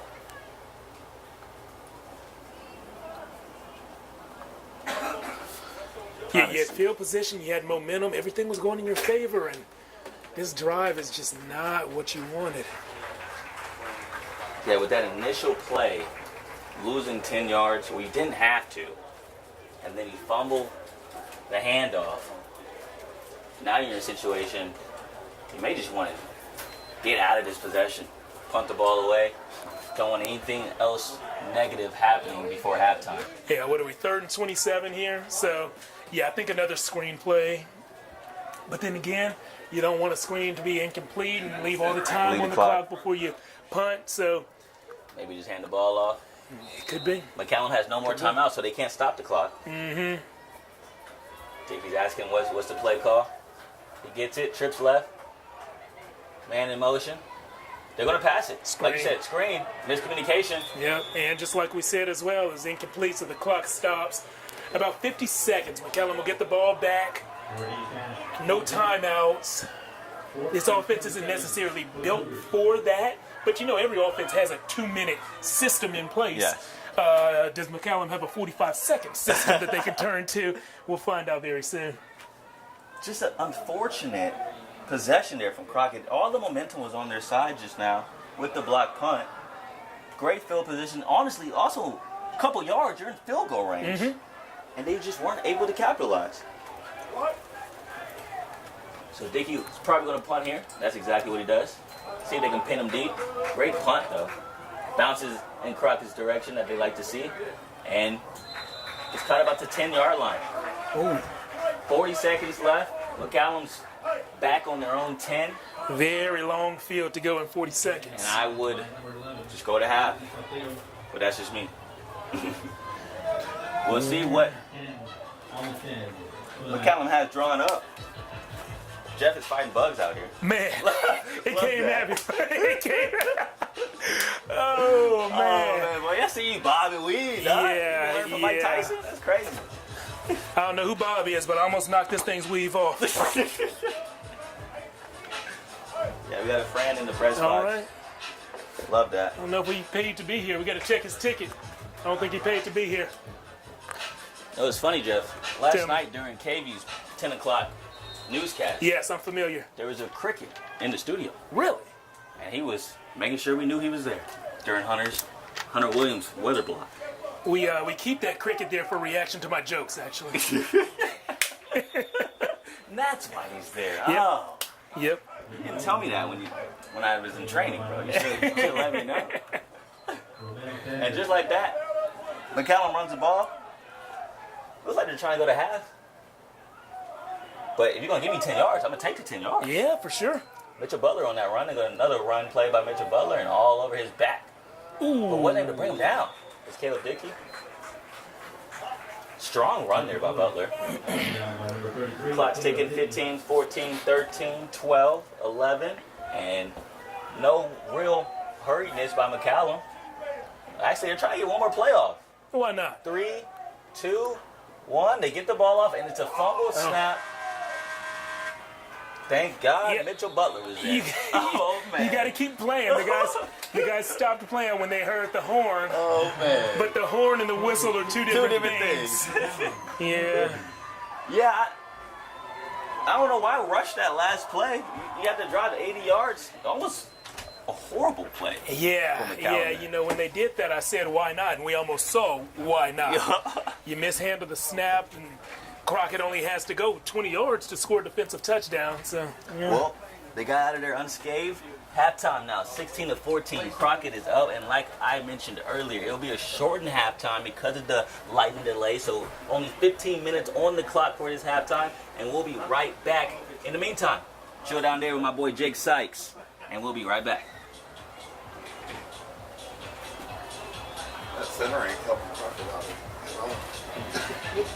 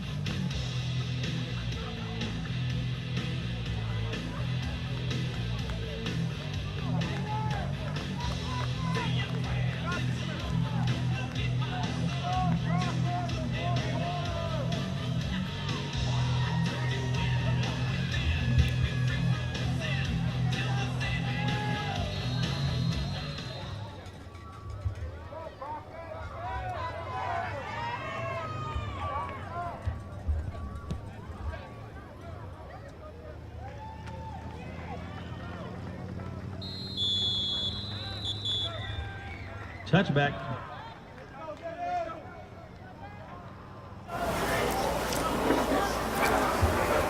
We're listening. Well, actually, welcome back to House Park. I'm sorry, I got too into the music they were playing at halftime. Little T.I., bring them out. We brought out the second half. You're listening to Corey Mose, my main man, Jeff Jones right next to me, up in the press box at House Park. Johan Castro is making us sound good, look good, feel good, just like Deion Sanders be saying. And then Jake Sykes down low, filming the game for us as Crockett gets the first possession in the second half, up 16-14 over McCallum in a short little bit. I mentioned Jeff Jones is with me. Well, he also has to be on air in about 10 to 15 minutes, so we may take a short little intermission while he handles his business on KVUE's Night Beat, 10 p.m. So you may want to just switch over to the dial, watch him do his sports block, switch back over here. Oh. And the game's still going to be on. All KVUE all night long. KVUE at the dark. You know all what I'm saying? platforms. Yeah. You can watch the game live here, and then in 15 minutes or so, flip over and see some of the first half highlights on KVUE, and then flip back and watch the end of this game live. I like that. Jeff is he's like one of those 5-tool players, in baseball. So if you had to list my 5 tools, Corey, I'm putting you on the spot. What are they? Leadership. Oh, I like that. Okay. Friendliness. Oh, like that too. Thank you. Strength, because he benches 300. I'm doing push-ups as we speak. Yes. Great hairline. Oh, fantastic. And the waves making me sick. Wow. Making me seasick, man. I like that. No problem.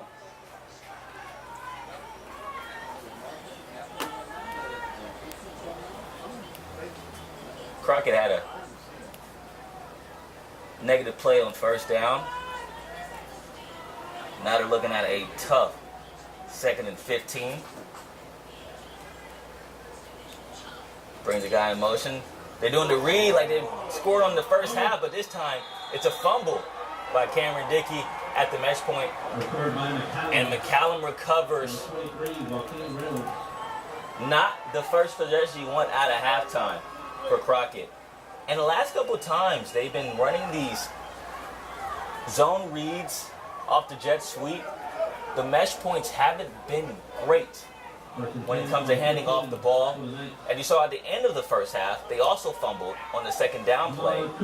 And so second straight possession, second straight fumble for Crockett. They got to get that patched up if they're going to be able to keep this lead. So that means McCallum takes over. About the 16-yard line. Nice little toss to Mark Sanchez. He gets clobbered up. Not a lot there. So now it's going to be big on this Crockett defense. If they're able to hold tight after starting in a tough situation on their own side of the field. They're trying to hold them to just a field goal attempt. And they've been pretty solid all throughout tonight. Couple drives here and there. Both defenses, actually. But let's see what Luke Dunham and the Knights can do. Mitchell Butler set in motion. Quarterback power to the right. Dunham takes it. Gets about 7 yards there. And the offensive line is pushing. Great 7 yards there for McCallum. It'll be 3rd and 3 for the Knights. It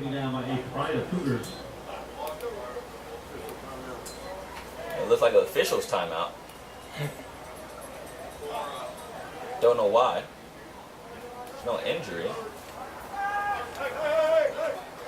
But we're going to let it rock. Here we go. Dunham's looking over to the sideline trying to figure out what the play call is. Oh, it was Caleb Dickey's walking off the field. Under his own power. That would be a huge loss for Crockett. He's holding his right wrist while he's off the field. They weren't exactly where he was just at. Luke Dunham runs to the left side. Gets down within the 5-yard line. First down, Knights. And they saw Caleb Dickey come off the field, and they're like, say less. We're about to run exactly to where he was just at. And, this is eerily familiar, eerily similar to what we saw last year. If you're a Crockett fan, you remember the Cougars went up 17-0 early and then just watched McCallum chip away and chip away and chip away, and eventually the Knights ended up winning that game by 2 possessions. So the Crockett fans in the stands are saying, oh no, not again. Just like this. Oh no, Mitchell Butler finds the end zone again. Touchdown. Knights take the lead 20-16. And they capitalize off of the fumble from Crockett. And they're about to try to make this a 5-point game.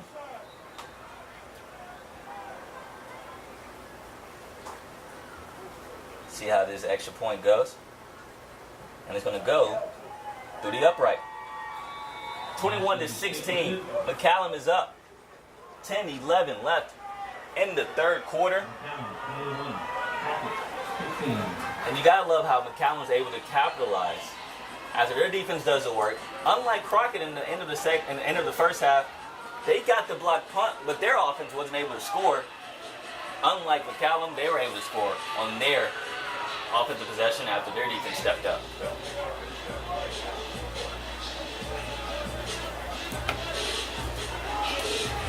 And like I mentioned earlier, we're gonna have to go 0 dark 30 in a little bit, as Jeff Jones does his thing on the TV airwaves at the sports block.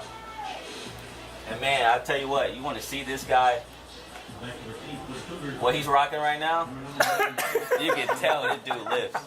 Love that. Hey, I appreciate that, Corey. Love that. I do think that that's your very kind way of telling me, Jeff, buy a bigger shirt. No, but you know, hey, this is actually a discontinued KVUE polo. All right, this is vintage. vintage. So vintage. Vintage, yeah. Got this about 5 years ago. Little the throwback. royal blue.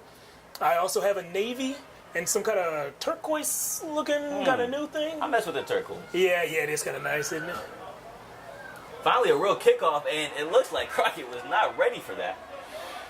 And you know what, Corey? I hate to cut us off, man, but it is time for us to go 0 dark 30, as you called it, just for a few moments. We're going to knock out the sportscast on KVUE and pick things up again right here in about, let's say about 15 minutes. We'll be back. Until then, of course, you can still watch the game. You just won't hear our voices, but our man Jake Sykes downstairs will be able to give you a visual of what's going on the field.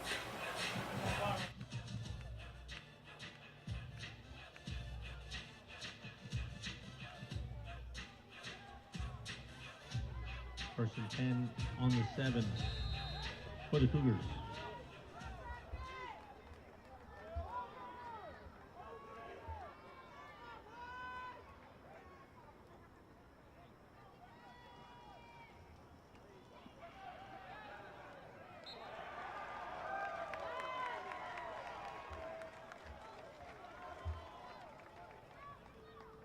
Cameron Dickey on the run.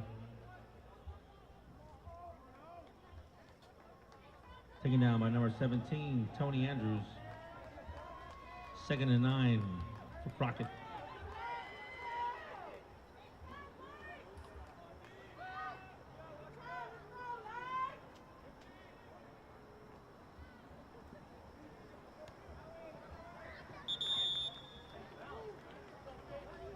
Cameron Dickey's pass complete to number 8, Jacob Reed.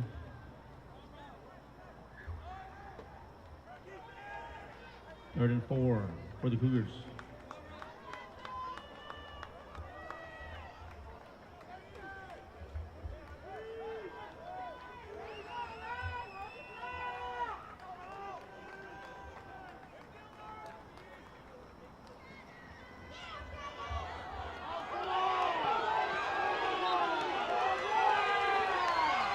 Cameron pass incomplete.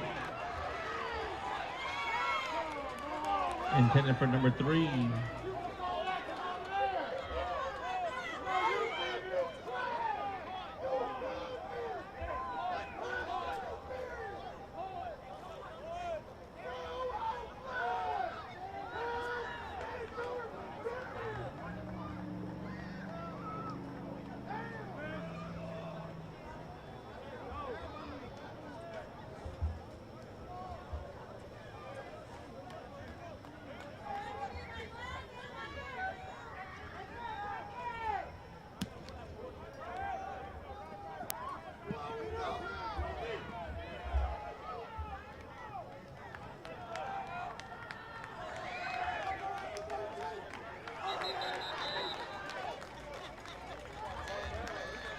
The punt is down by number 9, AJ Phoenix.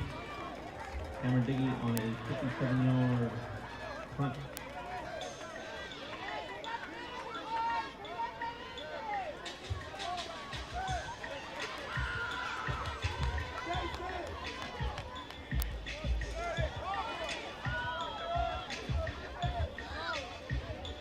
First and 10 on the 30 for the Knights.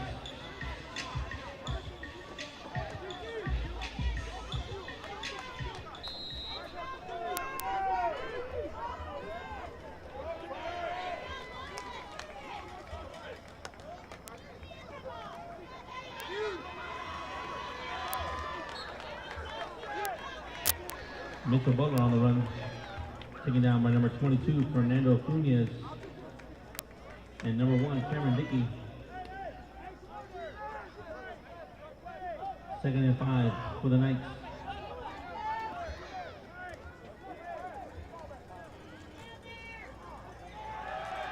All right, Cougars, let's make some noise.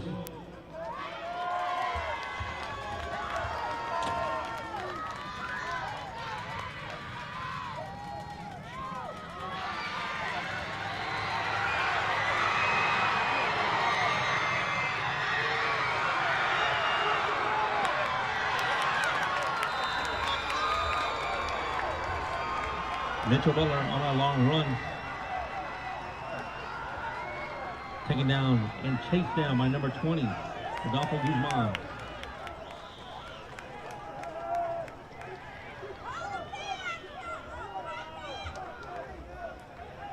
"56-yard run by Mitchell Butler.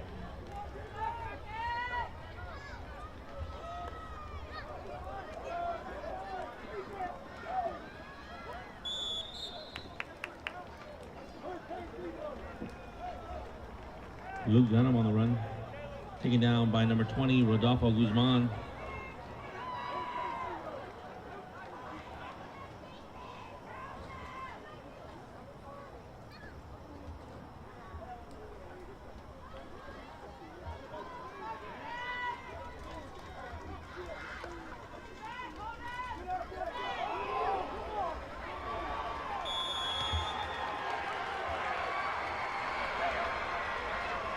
Number 5, Mitchell Butler, touchdown.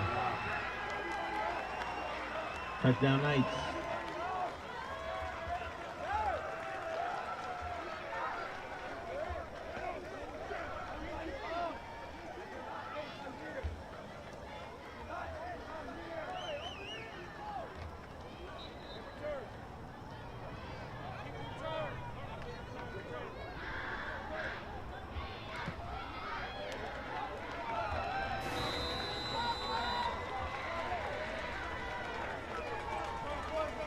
Dash Levy's kick is good. McCallum 28, Crockett 16.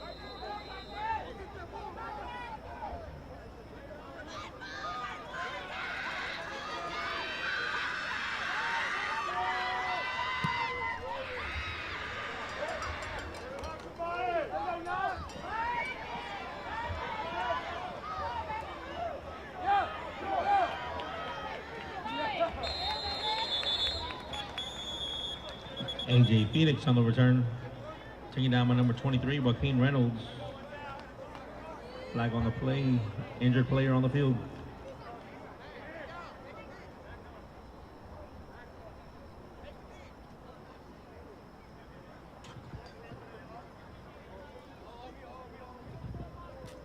During the return, holding, number 5, return team. 10-yard penalty out of the foul.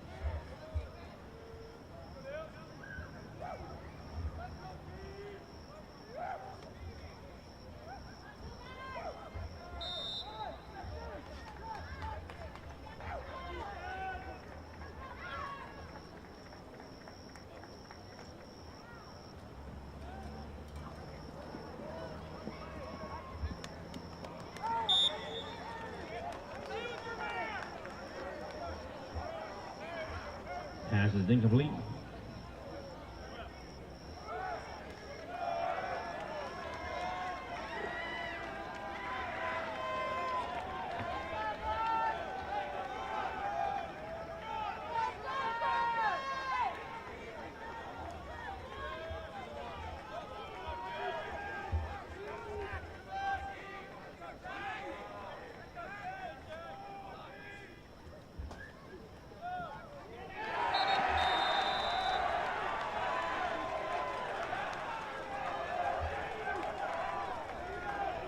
Number 5, Ethan McLaughlin on the run.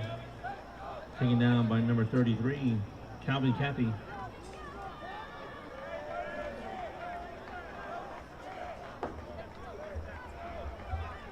Third and 17 for the Cougars.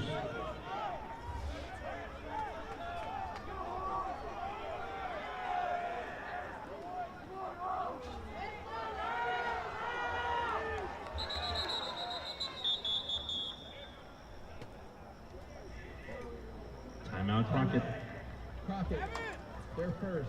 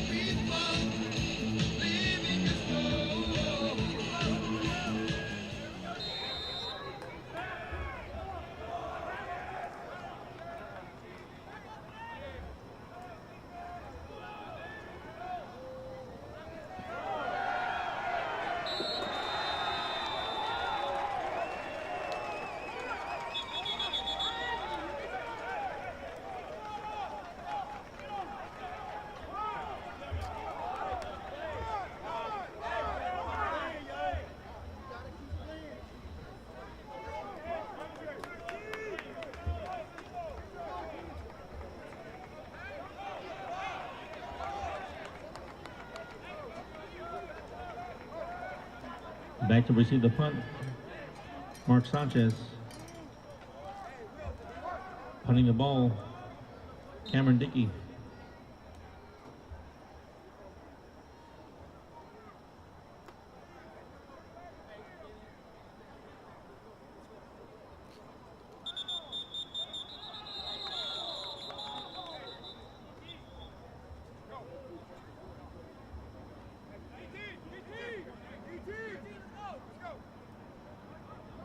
Ball start. Offense, number 9. Half the distance to the goal. Still 4th down.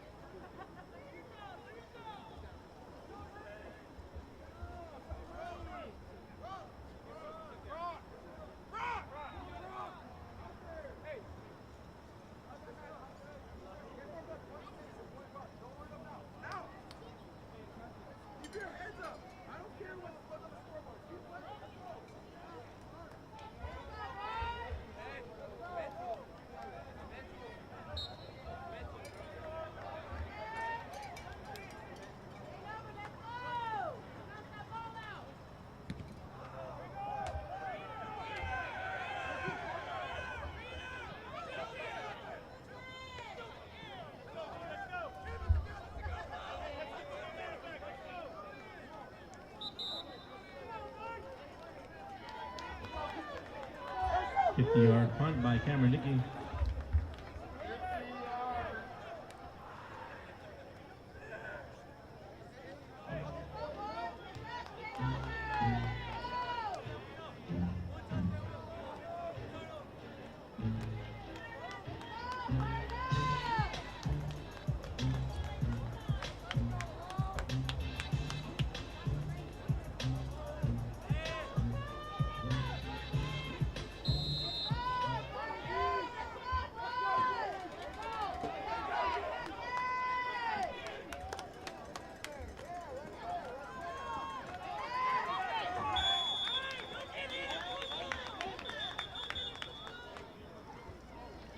And off the Jorge Aldape.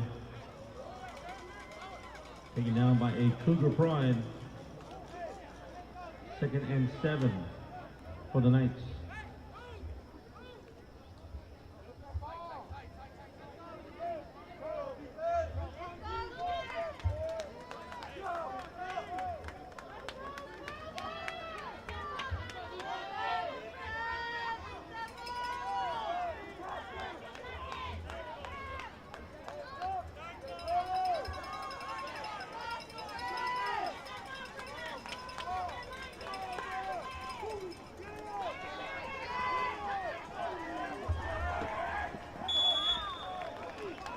Mitchell Butler on the run, taken down by number 45, Cesar Emmanuel Romero Perez, and number 13, Isaiah Hill Jackson.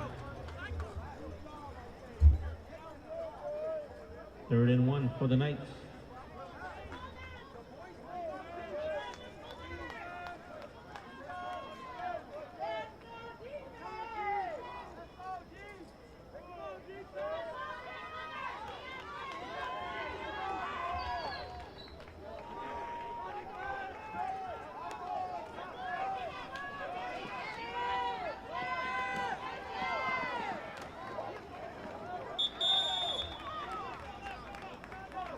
Luke Dunham on the keeper.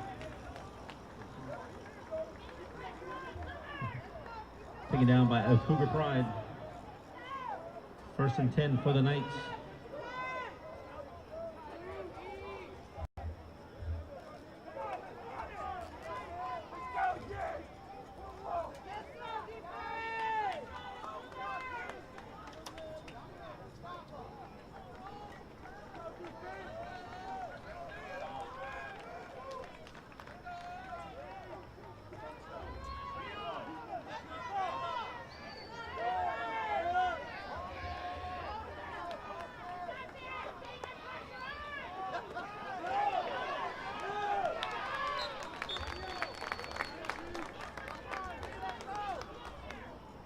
Mitchell Butler on the run.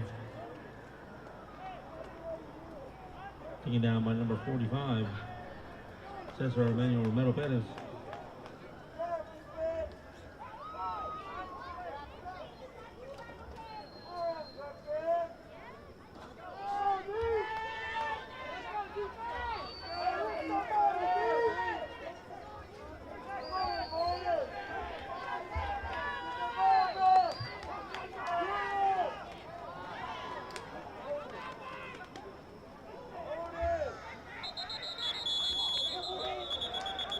Flag on the play.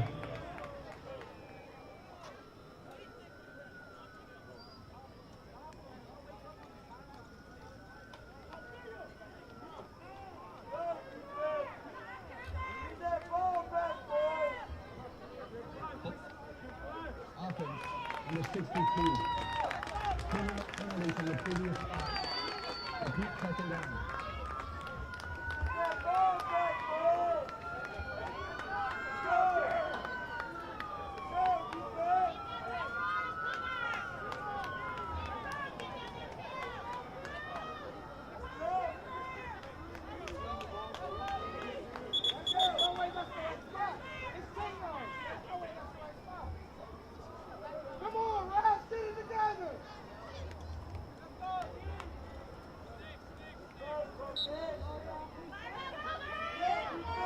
Second and 19 for the Knights.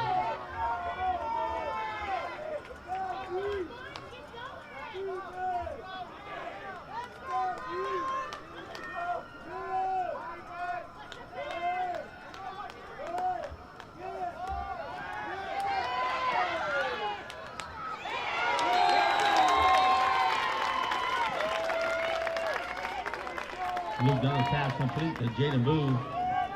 Taken down by number 9, AJ Phoenix. 3rd and 16 for the Knights.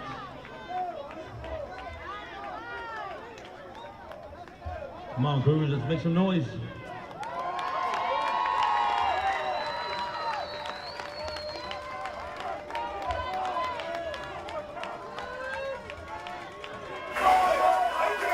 Welcome back to House Park. If you watch Jeff Jones' sportscast, just tell him he did a good job, please. Also, trying to make a good throw and a good catch by that boy Boo for McCallum. He's been making plays all night long. They see that one-on-one coverage for McCallum, and when we were gone, I'm sure you saw it if you were paying attention. McCallum scored another touchdown. That's 21 straight points from McCallum unanswered. After they were down 16-9 early in this game, Mitchell Butler scored another touchdown, adding to his total of 3 on the night. But they actually called that catch incomplete. I guess it hit the ground. And so it's 4th down for McCallum. Great to be back with y'all. Corey Moe is here. Jeff Jones doing his thing on air. Now he's back with me. Love to hear it. That's right, I'm back. Jake Sykes down low, shooting the game, and Johan Castro making us look good and be good on this Thursday night football match. Love a good special teams play, and that's exactly what they got there. You know, if you got to punt the ball away and make Crockett start over and try to chip away at this McCallum lead, you might as well make them go the long way, and that's what they have to do because of that great punt and coverage. And Jeff, this start of the second half, Crockett hasn't been able to get past the 50-yard line. I mean, it's the complete opposite of what they were able to accomplish in the first half. They were moving the ball well. Cameron Dickey was able to run the ball well. But in the second half, the Knights have just been able to stall them out. And each possession that they've had, a lot of negative plays, and this offense just looks like a completely different offense from the first half. The offense looks different, and the stadium just feels different. It's wild how the momentum has swung from where we are over here on the home sideline all the way over there to the McCallum sideline. It just doesn't even feel like the same game anymore. And you know what? It doesn't look like the same game anymore if you look at the Crockett backfield. You have Cam Dickey playing running back right now. Ooh, goes over his head, and D. Thompson throws it away before it's a safety. Luckily, there was a player in the vicinity, so it's not intentional grounding, which would have been a safety if it was intentional grounding in the end zone. And that's what the officials were just saying. He was out of the pocket. There's a defender, there was a receiver in the area. No intentional grounding. But yeah, Jeff, Cameron Dickey was lined up as running back in that situation. So far this game, we've seen Cameron Dickey play quarterback, running back, receiver, safety, punter. And as a safety, we've seen him line up at different depths. So it's almost like he's played linebacker as well. Super versatile player. It's going to be fun to watch him at the next level. But high snap there, which will result in the safety. And interesting enough, trying to figure out why Cameron's not behind the center and why D. Thompson is the one taking snaps. Don't have an answer for that. But that is not what Crockett wanted to see. They've been having snap issues the whole game, basically. Now, at first, we kind of attested it to the wet ball, but by now, Jeff, you would think that ball's kind of dry. It hasn't been raining lately. And so having these high snaps, kind of inexcusable.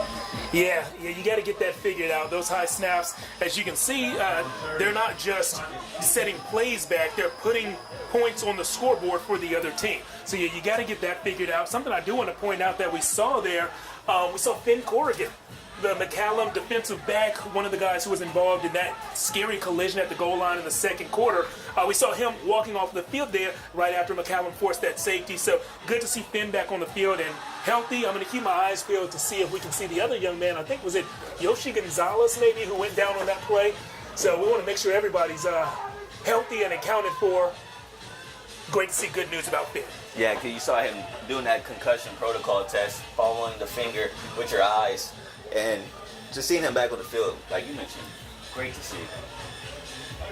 And I bet it's great to see for McCallum now scoring another 2 points. 23 unanswered points now for the Knights. Score is 30-16, 1:15 left in the third quarter. And it's been all Knights in this second half. And they have all the momentum. And they got the ball back. Let's see if Crockett goes with another pooch kick. Or they try to kick it deep. Little pooch. No fair catch this time.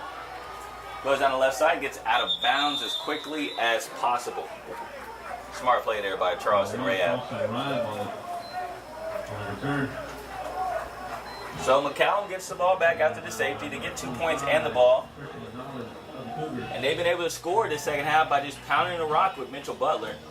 And to be honest, oh man, I see it bobbing your head, Jeff.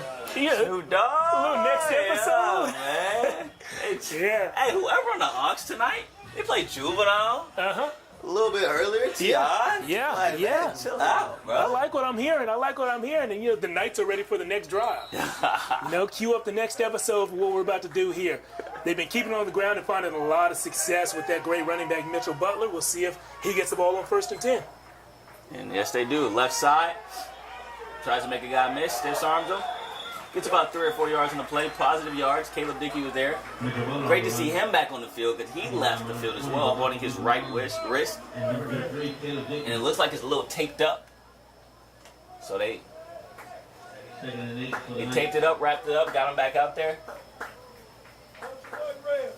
And they're going to need him, and they're going to try to make this comeback. Mm-hmm, definitely.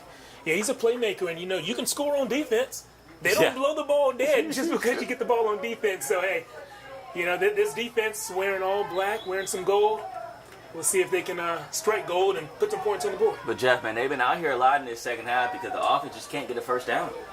Luke Dunham takes a snap, runs it himself on the left side. 3 more yards on the play, so now you got a manageable 3rd and 5. You want to be able to have these situations where you can run and pass, and that's exactly what McCallum's been doing this whole second half. Mm-hmm. Trying to make a decision on what to call on 3rd, and so to do that, they need a little more time, so they call a timeout. Okay. Oh, actually, quarter. No timeout. It's the end of the quarter. Heads up play there. McCallum 30, Crockett 16. And man, Coach Gammerdinger must be ecstatic about the way his Knights came out in the second half, dominated, got down the field on multiple possessions, scored touchdowns, got stops, and now you have a 2-possession lead, 2-touchdown lead that is, going into the fourth quarter. Yeah, they're on a, 29 straight points. Is that right? No, 23. 21. Well, there is 16 to 16-7, yeah, so 23 straight. We're communication majors, folks. Not good at math. Right, put the calculators away for this one. Don't worry, you can trust us with the maths.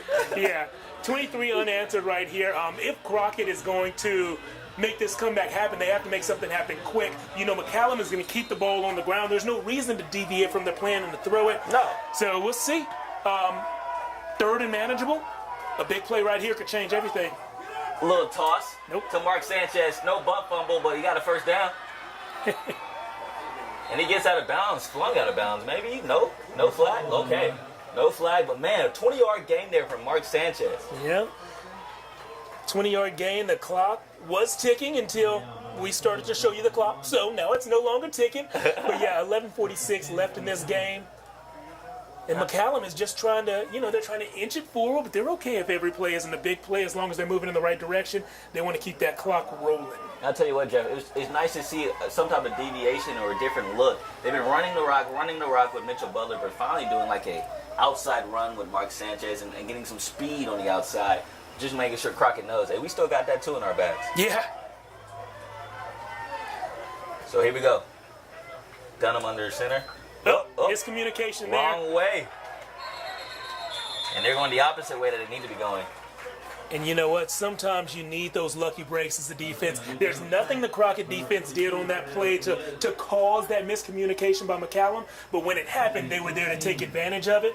And that is great. I just get the real-time update, guys, from Jake, our man on the camera down low. He says he is being attacked by bugs out there. Thoughts and prayers his way are greatly appreciated. Jake, we're thinking about you. We are. Wow. You see all the bugs over there, Corey? Man, look at this. Look what... Oh, man, my goodness. they are just... Yeah, Jake, you weren't lying. Beautiful Austin skyline shot there, too. Lord have mercy. I'm praying for you. You got any raid out there? You can get some raid or something. Raid, yeah. Off?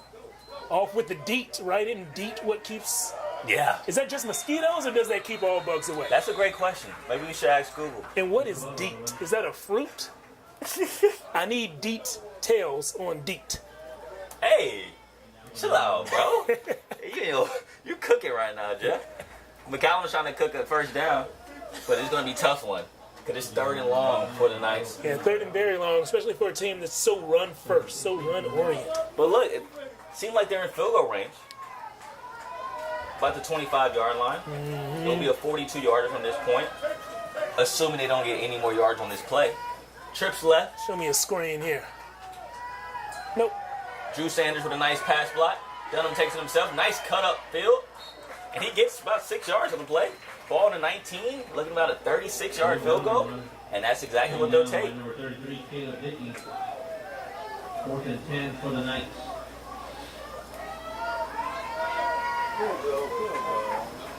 Dash Levi coming out for the field goal attempt. Score is 30-16. The Knights are up. 9:12 left in this fourth quarter. Here's the kick. Kick is up. Sideways. Wobbling. Ooh. Left side. No good. See, that's what you need if you're Crockett. As we said on this drive, they needed a stop, and sometimes it's okay to be lucky. And so they got lucky on a few plays, including the missed kick. It didn't seem like they put extra pressure or anything to force that missed kick, but that's what they needed. They needed to keep the scoreboard where it was and put the ball in their offense's hands. Jeff, I need to know who's on the Ox. Playing Mo Bamba. Oh, my goodness. Reveal yourself. That was amazing. I mean, look, even McCallum's defense is dancing out there. As they should be. He feel it too. Yeah. Yeah, get sturdy with it. Yeah. Look at the feet work. I love it. I love it. Man. They So- know they have the momentum, and they got the dance move. Big Calvin Cathy over there showing coach, if you want to see the ladder drill in the summer, put this on. Bad snap again for Crockett. D. Thompson takes it, finds some space, and look at the speed. He is the wide receiver. Fumbles the ball, though. Knights recover. Flag on the play. I'm assuming that's the holding, so Knights will take over if I'm assuming correctly. To me, it looked like the ground caused that fumble. It looked like there was holding on that play, but Brian Cutler, receiver, was out in front of the play, did not hold. I want to commend his effort trying to spring that run by D. Thompson. And It wasn't the ground, Jeff. It was the players that caused the fumble. The Knights are celebrating on their side, and we were correct holding on Crockett. They declined because Knights recovered the fumble. And, man, right after you get the stop that you were talking about, Jeff, you get the ball right back up to the Knights. Yeah. That's just absolutely not what you want at all. Again, and I'll say it one more time. To me, it looked like the ground caused that, but doesn't matter what it looked like to me. It matters what the refs called, and they called a fumble on that play. So McCallum's taken over, not in the red zone, but definitely on the right side of the 50 if you're rooting for the Knights. And, Jeff, I just want to acknowledge it was a positive play, but that wasn't the play that they were designing to run. Far from what they drew up. Another bad snap for Crockett, and that's been just the thing that's biting them in the back right now. Yeah. Throughout this game. As good as the DJ's been, some of those snaps have been the opposite. Go, DJ. And let's go McCallum, it looks like.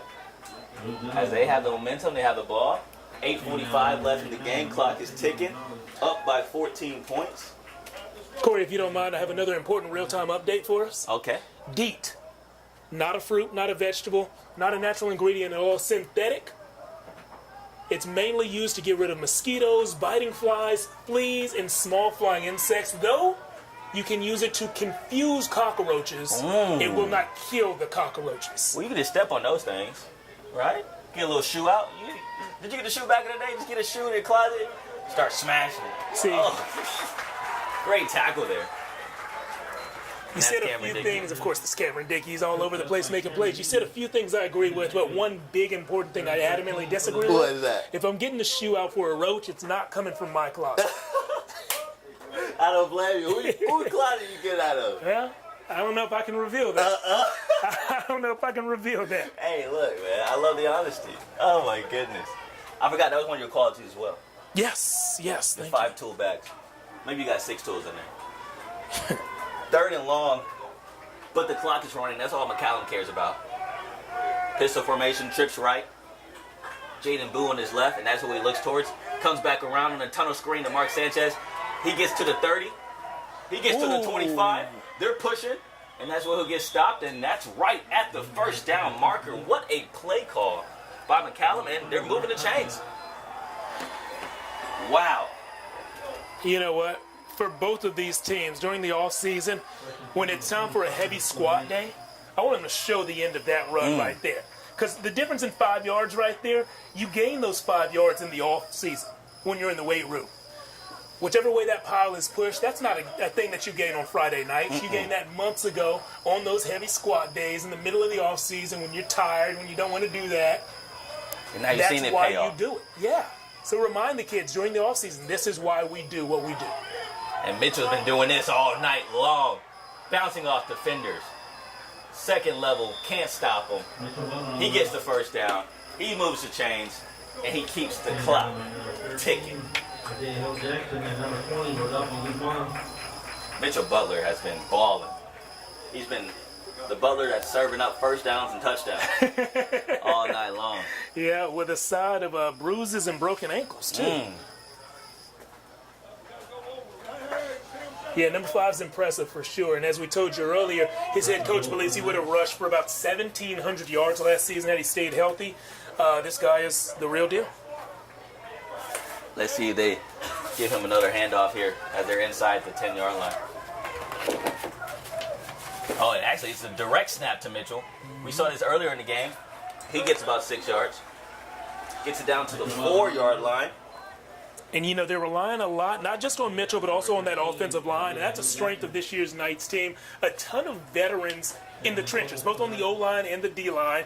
Coach told us there's veterans there in the trenches, and speed and experience, but speed on the outside. So expect them to lean on the big guys in the big moments like this one. They score here, this one's done. Maybe out of reach there for Crockett.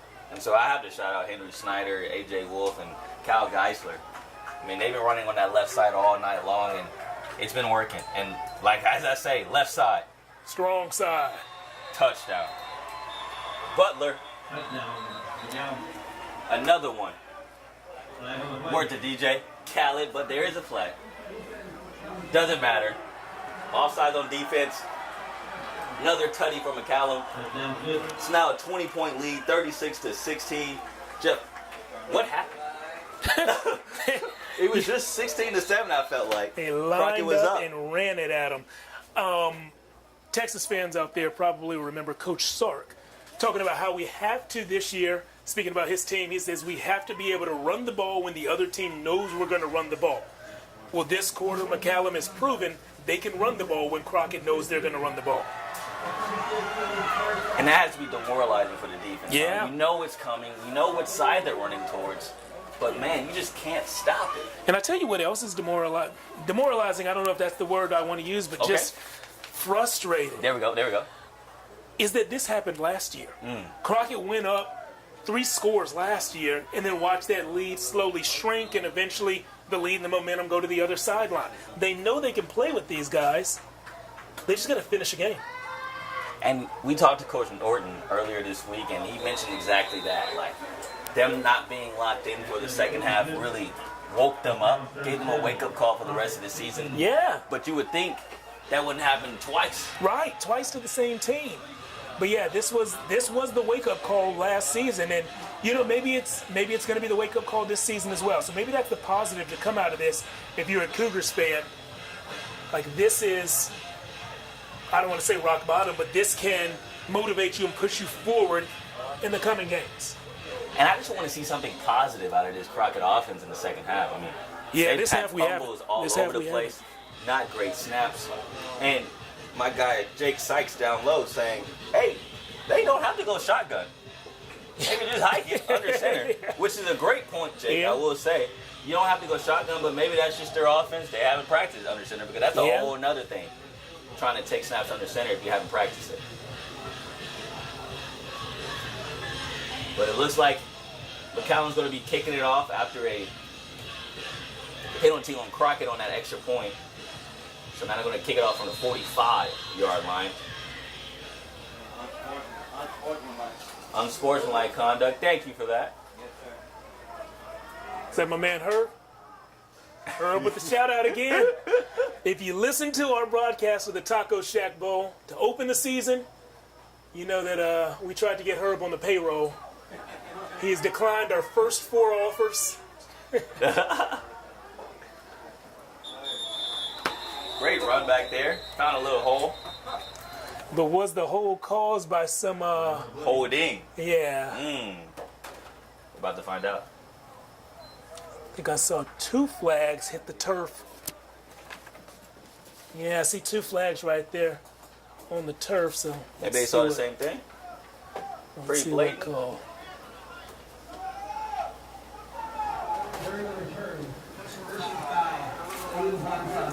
Blindside block on Crockett. That's going to push them back. Going to be inside their own 10, about the 7-yard line. And man, you're backed up again for the Cougars. Yeah. And Yeah. as we've seen in the last couple possessions, they can't have this ball go over the quarterback's head because that'll be another safety. Yeah. We said it earlier, you can't run the play if you can't start the play, and that's the first thing. So let's see if they can get the first part of this play correct. Cameron Dickey takes a snap in one hand. Nice little jet sweep, and just the whole game, we've been waiting for that deviation. We've seen them bring guys in motion, do the fake on the jet sweep, and then Cameron Dickey keeps it. Yep. But that was the first time from my history that they actually handed off the jet sweep. Oh, there we go. There we go. Positive play, first down for Crockett. Love to see that. Now another motion. Dickey rolls right, throws left. He finds his target. Brian Cutler cutting back. There we go. We saw Getting Cutler down make to the a 50. make a great block at the on the play that was a fumble actually at the end of their last drive. So glad to see the guy who made that extra effort. You know, the hustle play to get the block, actually get the ball in his hands and show what he can do. And I'm glad to see Coach Norton letting Cameron sling it a little bit. It's been a lot of runs the whole game. But you're down 21. by so yeah, 21 points. He so. needs some chunk plays. And there goes that jet sweep read. Dickey takes himself, stiff arms. Oh my! Can someone bring him down? Nope. The sideline will though. Yeah, those stiff arms are nice, man. He's shifty and strong. When he's in space on that second level, he looks almost unstoppable to tackle. I mean, but the problem has been getting him to that second level. The problem has been getting the ball in his hands after the snap, and so that's how they face this 21-point deficit. Clock's taking four. Well, clock is not ticking. My apologies. Stepped out of bounds. 4:26 left in the game, and McCallum called a timeout. They didn't like how this possession was going. Big plays from Crockett, so a smart decision by Gammerdinger to call that timeout. Slow things down. Like, hey guys, let's regroup. They're moving the ball pretty well, but let's talk it over. I like that. And we were talking about how strong Cameron Dickey is, and he's one of the guys who is one of the physically strongest guys in the weight room, and has proven it. Head coach Derek Norton was telling us over the offseason, he kind of got a little Twitter battle with some of the Hutto head coach, or some of the Hutto coaches actually, by asking who was the strongest quarterback in town. And the Hutto coaches sent out a video of Will Hammond, who was a big-time recruit. Will's going to play with Cameron Dickey at Texas Tech on the next level. They sent a video of Will Hammond power cleaning 305 pounds, which is amazing weight, especially for a quarterback. And Crockett responded by having Cam power clean 350 pounds. He said, anything you can do, I can do better. You know what I'm saying? And we've seen those power cleans working out here today. And you got a friend on your chest. He was not a friend. He was a faux show. That dude, an uninvited cricket guest in Tell here. Jake to keep his boys down there, not up here. What is going on? Where is the deep when you need it? Where's the deep? Rolling in the deep is what I'll be doing next time I'm here. Hey, shout out to Dell.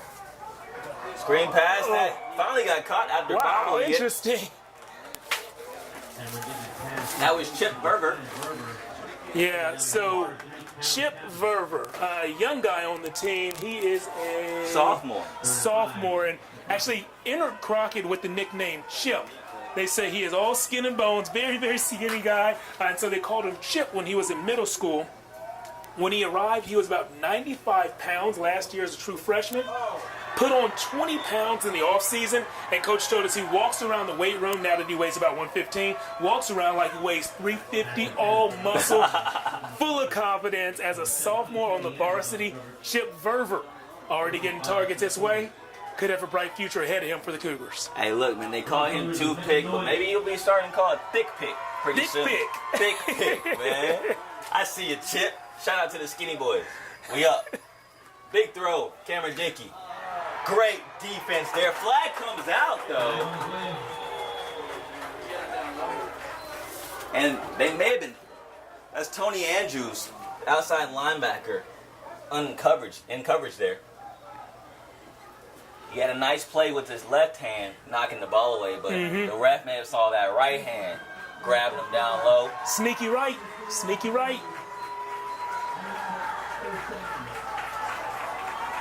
So there you have it, first down, Crockett after the penalty. 3:18 left in the game, still down by 21.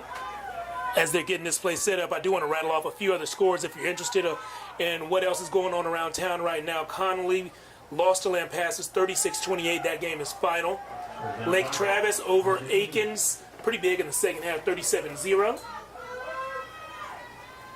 Dickey throws a pass outside. Verver again. There's our guy Chip, who gets snapped. Tony Andrews. Yeah. Chip's ahoy. And looks like Tony's down after that hit. Yeah, it might have been some kind of retaliation there that you don't want to see. Oh, you might have missed that play, actually. A little missed punch on the technical side of things by us. That was probably a good one to miss. I think we had a late hit after that play that maybe went uncalled and unnoticed by the referees. Both sides on their sidelines now. 3:06 left in the game. 21-point game, and you don't want to see those late hits, Jeff, especially with the game kind of out of reach. Yeah, I mean, you just don't want to see that at any point in time. And I understand how frustrating this can be, and when you're angry, when you're tired. Remember this game started an hour late, so that's an hour or 2 hours that these guys were just sitting in the locker rooms waiting. Yeah. When you're angry, you're tired, you're already playing a physical sport, you're beat up a little bit.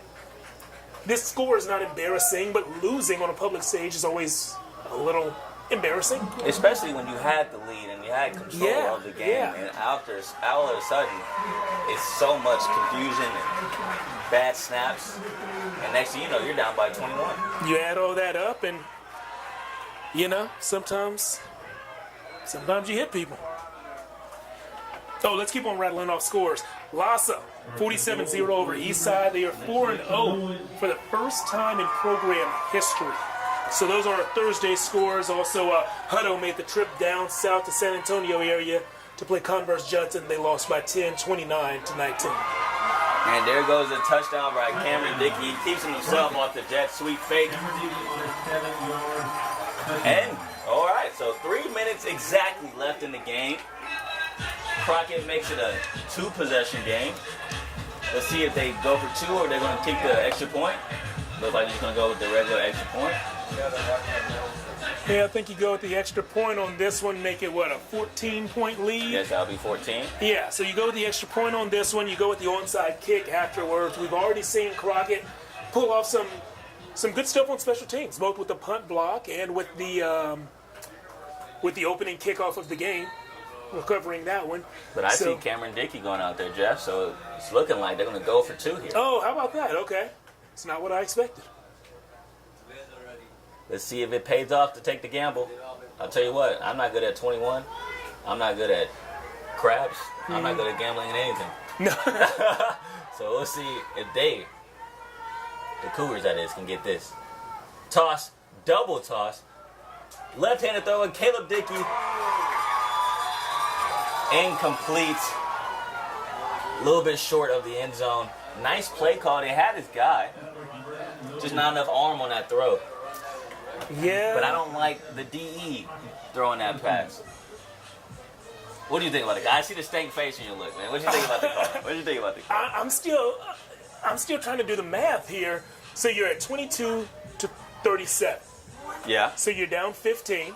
Yeah. If you get 2, you're down 13. Yes. Correct. If you get 1, you're down 14. So you still need 2 touchdowns. You don't have 3 possessions, so you don't need a touchdown, an extra point, and 2 field goals. I don't know. Either way, you just take the point. Yeah, I think I would have just kicked it there. And you're down by 14? Yeah, down by 14. You still need your 2 touchdowns. You don't ever have to do a 2-point conversion. Right. And the first thought that goes through my mind there when the math doesn't add up, well, is the kicker injured? No, we see. Yeah, we've seen him. We see Hank Salonis on the field right now. So we know that the kicker's healthy. I don't know. What I do know is that they know their team better than I do. So, maybe they know. There it is. Onside kick. Surprise onside. Oh, good hit. Ball did come out, but they still weren't able to recover it. Crockett, that is. But McCallum recovers it. Nice execution. Mm-hmm. I will say that. Mm-hmm. Got the hit that you wanted. Got the ball to pop out. Just not fast enough to get down there to recover it. And I love a surprise onside. So many times we see the kicking team line up and, try to kick that typical kick where the ball bounces off the ground and shoots 15, 20 yards in the sky. But that's letting the return team prepare. It's giving them an extra second of peace, of calm before having to make a decision. I like the surprise onside there. So now McCallum, all they got to do is control the ball, get first downs, and they'll be out of here. Not even that many first downs. Just 1 or 2. And this guy will get it for you, though. Mitchell Butler. Wow. Yeah, that's what I've been saying all game. Yeah. Just wow. Wow is appropriate. Yeah, this guy's a tank. And, Jeff, I'm just really impressed with the workload. And right when I say that, he's up limping a little bit. Yeah. He's been toting the rock a lot. A lot of carries on his back tonight. But, man, he's been carrying the team. That's for sure. Yeah, we talk about the the amount of work that Cameron Dickey was going to get for Crockett. We knew he was going to play both ways. He was going to punt the ball as well. So really, he wasn't going to get a break. But there are other players on this field right now who are also taking a bunch of snaps and a bunch of hits. Yeah, and Butler's one of them. Definitely. That's for sure.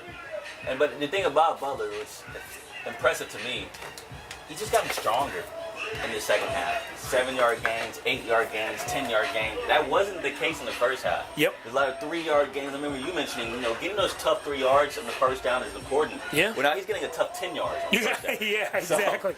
Exactly. It reminds me of a guy, and this is obviously an extreme example, but Derrick Henry, the Tennessee Titans. You'll see a first half where Derrick Henry might have 34 yards, and then the second half he explodes for another 90 yards. And that's because those defenders are getting tired. And here he They're goes getting again. beat up. Carrying See? dudes. Bouncing off tacklers. They need 8 dudes to tackle this guy. Yeah, and those 8 dudes are bruised. They've been battered all game long, especially the D linemen who are getting pushed by the offensive linemen. They're in a confrontation, a physical conflict every single snap.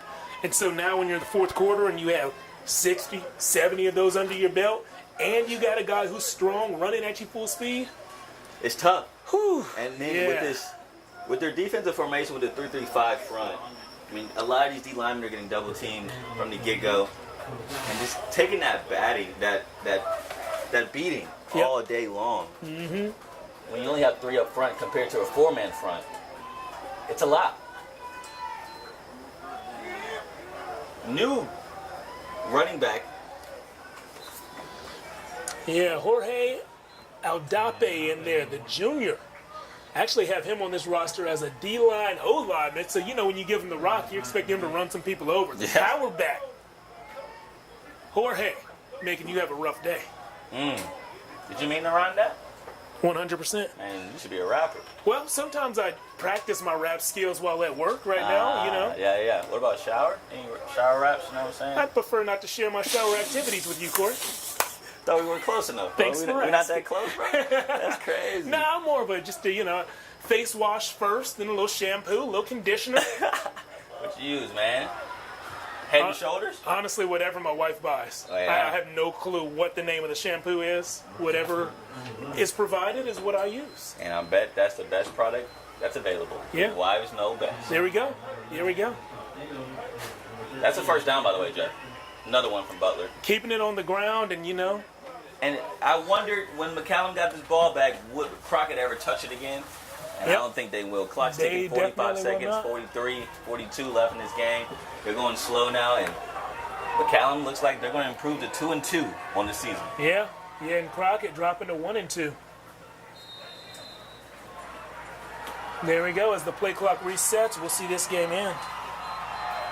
There goes the celebration. Yeah. McCallum leaves the field as winners. Yeah. After going up 16-7 early in the first half, McCallum goes 23 straight points, take the lead. Crockett wasn't able to respond, and the Knights will go home with the victory. It was a late. Have a great one as well. It was a late start to this one and a late shift in momentum. A game that was decided in the second half, mainly the third quarter, really. This is going to be a 37-22 win for McCallum. The script, the same exact way that this one went down last year. Not what you wanted to see if you're a Cougar fan, especially like what you just said, Jeff. Doing the exact same type of loss as last year. Getting up big, losing that momentum, and then eventually not even being close at the end of the game. Just unfortunate. But what is fortunate, we got through another broadcast of KVUE Plus on YouTube. Friday, Football Fever on Thursday. Another broadcast. Thank you so much for tuning in with us. I'm Corey Millis. Jeff Jones, thank you for your time. Jake Sykes, man, love what you do down there with the camera. You're making everything look good. Johan Castro, thank you for putting us live on YouTube, on KVUE Plus. Thank you everybody here at House Park. We'll see y'all next Thursday.